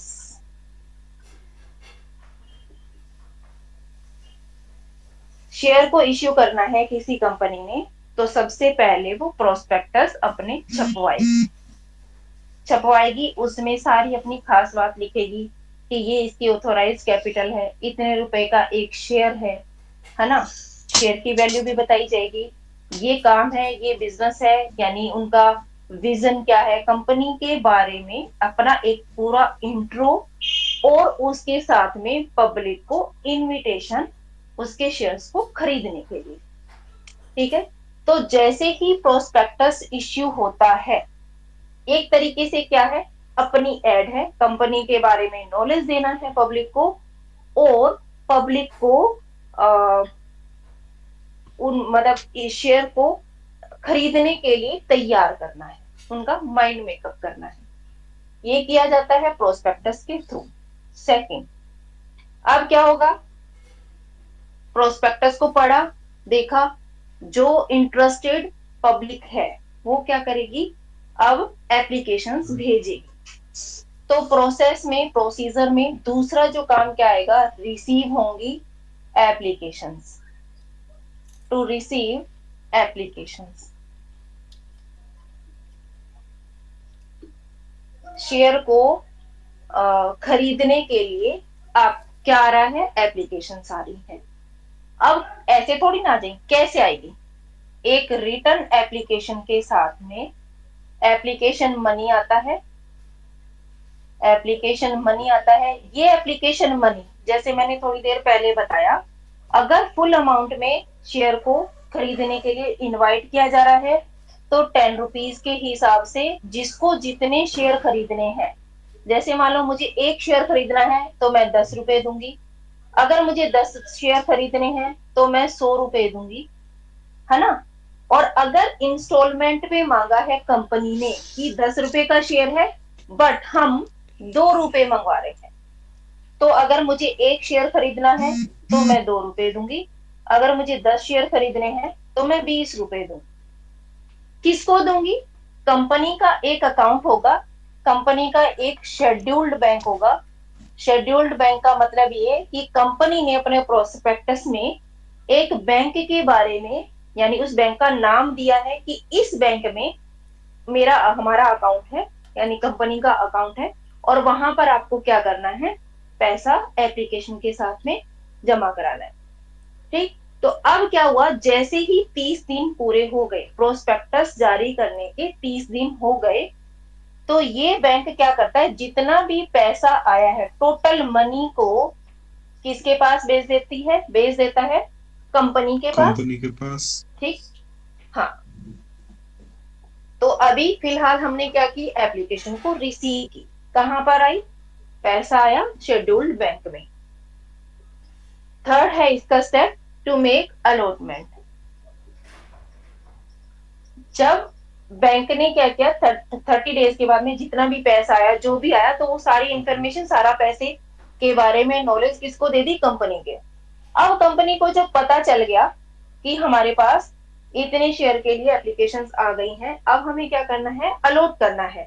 अलॉट करने का मतलब अब हमें शेयर्स देने हैं। जैसे मैंने बताया था, 1 लाख के लिए मान लो हमने मांगे थे और 1 लाख के लिए पैसा आया, तो जिसने जितने जितने शेयर्स के लिए जितने शेयर्स मांगे हैं, हमारे पास पैसा आ चुका है, हम क्या करेंगे, शेयर अलॉट कर देंगे, उन्हें शेयर अलॉट कर देंगे। अलॉट करने का मतलब ये है कि उनका एक अकाउंट क्रिएट करेंगे, वो रजिस्टर, वो बन जाएंगे हमारे शेयर होल्डर, यानी उनके नाम वाम जो है वो हम लिख लेंगे। आजकल तो ई शेयर हो गया है, डीमेट अकाउंट बनना होता है। और ई शेयर क्या होता है, आपको सिर्फ एक जस्ट नॉलेज है, हार्ड कॉपी भी आप लेना चाहो तो लो, नहीं लेना चाहो तो मत लो। ई शेयर में क्या होता है, आपके एक अकाउंट क्रिएट कर देती है कंपनी, और उस अकाउंट में मान लो जैसे आपके 2 शेयर खरीदे हैं तो 2 ऐसे शो होते रहेंगे, ज्यादा खरीदे तो ऐसे ज्यादा ना, ई फॉर्म में, यानी फोटो टाइप, बस खाली वो, और नाम वाम आ जाएगा सारा, इसके वर्चुअल फॉर्म में आपके अकाउंट में दिखाई देगा कि हाँ आपके पास इतने शेयर्स आ गए हैं। ये हो गया आजकल के टाइम में, यानी कि ई शेयर्स। पहले अगर हार्ड कॉपी की बात की जाती थी तो उन्हें शेयर्स भेज दिए जाते थे और उन्हें बता दिया जाता था कि अब आपके पास ये शेयर्स आ गए हैं। तो हमने क्या कर दिया, अलॉटमेंट कर दी। अलॉटमेंट के बाद में जो लास्ट है हमारा वो है make calls, to make calls. Allotment हो गया, हमने शेयर्स क्या कर लिए, शेयर होल्डर ने खरीद लिए, उनके पास पहुंच गए। ये तो एप्लीकेशन मनी के बाद ही आया था। अलॉटमेंट किया तो यानी हमने उनको शेयर कर दिए। अब आती है बात, जैसे मैंने आपको बताया था, जब इंस्टॉलमेंट पे हम शेयर को इश्यू करते हैं, इनकी पैसा देते हैं, तो फिर हम कॉल्स बनाते हैं। कॉल्स बनाते का मतलब, जैसे मैंने आपको पहले बताया था कि एप्लीकेशन मनी अलग होता है, अलॉटमेंट मनी अलग होता है, फिर कॉल्स जितने भी चाहें। नॉर्मली 25% पैसा आना जरूरी होता है एप्लीकेशन पे, कम से कम 25% रखना जरूरी होता है। तो 3 रुपए मंगा लेते हैं ना, 3 के हिसाब से हो जाएगा। तो ये आपकी होगी फर्स्ट कॉल, ये सेकंड एंड फाइनल कॉल। एसोन जितना भी चाहें वो कर सकते हैं। अब आती है बात, मतलब ये कॉल्स वाली। फोर्थ आपका प्रोसीजर यही है, जितनी कॉल्स बनानी है वैसे ही हम क्या करते हैं, जैसे जैसे ड्यू करते जाएंगे वैसे वैसे हमारे पास पैसा आता जाएगा। अगर किसी शेयर होल्डर ने पैसा नहीं दिया तो वो कॉल्स इन एरियर में आ जाता है। और कई बार क्या करते हैं, कुछ शेयर होल्डर ऐसे होते हैं, वो झंझट से, इनके झंझट से बचना चाहते हैं, वो एप्लीकेशन के साथ में टोटल अमाउंट भेज देते हैं कि हमें कोई झंझट में नहीं फंसना और आप एडजस्ट करते रहना और हमें बस सीधे शेयर दे दो। तो ये प्रोसीजर में आपके 4 हैं। अब इसकी आगे प्रैक्टिकल पार्ट है कि कैसे कैसे करना है, और मतलब कैसे इसकी जनरल एंट्रीज करेंगे, क्वेश्चंस कैसे करेंगे, वो हम कल की क्लास में करेंगे। आज टाइम हो गया काफी। तो प्रोसीजर आपको समझ में आ गया? कोई डाउट है तो पूछ लो, और कोई रिक्वायरमेंट है तो भी बताओ कि ऐसे होना चाहिए। मैं हिंदी वाला मैंने पूरी कोशिश कर रही हूँ और की भी है, और कुछ लग रहा है आपको हिंदी में ज्यादा होना चाहिए तो वो भी बताओ तो पता चल रहा है। कॉन्सेप्ट क्लियर हुआ मैम, सबका? इसमें तो एडवांस अकाउंट का जो हम सिलेबस देखते हैं वहां पे तो अमलगमेशन और रिकंस्ट्रक्शन ही है पढ़ना। अमलगमेशन वो अलग टॉपिक है। यही 2 है प्रैक्टिकल पढ़ना, यहीं पे 2 प्रैक्टिकल में 2। प्रैक्टिकल आता है, हाँ हाँ, प्रैक्टिकल में 2। यहीं से आता है। और हाँ, बाकी यहीं से सब आता आता है। है, थ्योरी पार्ट आता है। हाँ, पोस्ट में तो आपका पोस्ट अकाउंटेंसी, जब एफएम में मतलब फाइनेंशियल अकाउंटिंग में एफए में इतना ही लगभग है। प्रैक्टिकल वाला पार्ट ये है, और अमेलगमेशन वाला है, उसमें 3-4 एफएम चीजें में तो हैं। एफएम का मैंने देखा है, एफएम वहां नहीं, पे तो एफए वो एफए रेशियो सॉरी। रेशियो वगैरह निकालने के लिए आता है, रेशियो आता है, पीवी रेशियो आता है, अर्निंग पर शेयर आता है, ये वहां पे निकालने के लिए आता पोस्ट है। लेकिन पोस्ट में, कॉस्ट हाँ पोस्ट। प्रॉफिट नहीं, वॉल्यूम रेशियो फाइनेंस। वगैरह जो। और यहाँ पे 2 ही है, सिर्फ एक जॉब कॉस्टिंग है और एक और वो है। सारा कोस्ट कोस्ट अकाउंटिंग का पार्ट है। नहीं नहीं, मैं बता रहा हूँ प्रैक्टिकल का। हाँ हाँ ठीक है, हाँ यहाँ पे हाँ तो हाँ आप, हाँ। यहाँ पे ये जो पढ़ रहे हैं हम लोग, ये बेसिकली तो उन्हीं के लिए पढ़ रहे हैं ना, प्रैक्टिकल के लिए सिर्फ। प्रैक्टिकल के लिए और पढ़ रहे वह हैं हम। हम्म। और वही जहाँ जहाँ यूज होगा बस इसी का यूज होगा, क्योंकि वहां पे हाँ। बैलेंस शीट हमें बनाना है। हम्म। और अगर यहाँ बैलेंस शीट बनाने अमलगमेशन। को बोला जाए तो बनाएंगे, नहीं बोला जाए तो हम नहीं बनाएंगे, बट मेनली बनाने आता है। ठीक है ना। जैसे अब इसमें एक चीज और भी थी, अगर मान लो preference share equity shareholder दोनों दे दें आपको, तो आपको दोनों का अलग अलग बताना पड़ेगा। जैसे जो हम हेड्स बनाए थे ना, उसमें हम्म। पहले जैसे और ऑथोराइज एक कैपिटल लिखी थी। हाँ हाँ और एक पूछता है अर्निंग पर शेयर करके, ये उसका थ्योरी पार्ट पूछता है, अर्निंग पर शेयर और हाँ डिविडेंड वाला पार्ट। हाँ, ठीक है, तो डिविडेंड वाला ये पार्ट। हाँ, कैपिटल ये बस्टिंग में आप आता है। थ्योरी, वो थ्योरी ही पूछता है। हाँ, ठीक है, उसकी तो ये थ्योरी आती है। हाँ, क्योंकि पिछले 2 साल का प्रीवियस मेरे ईयर पास के आपने क्वेश्चन है वहाँ, क्वेश्चंस देखे होंगे ना। हाँ हाँ मिला नहीं, जितना भी मिला उसमें देखा तो एक डिविडेंड है और एक अर्निंग पर शेयर का दिए हुए हैं। तो हाँ, अर्निंग वो पर भी शेयर आते हैं। 2 बार रिपीटेड है, तो वो थोड़ा थ्योरी आप लिखवा दीजिएगा। बिल्कुल लिखवा दूंगी मैं जब भी पढ़ाती हूँ या अपने जब भी, तो उसके ना नोट्स बनाती हूँ साथ में। तो मैं नोट्स प्रोवाइड करवा दूंगी आपको, मेरे जो हैंड रिटन नोट्स होंगे वो प्रोवाइड हम्म, करवा दूंगी। ठीक है मैम।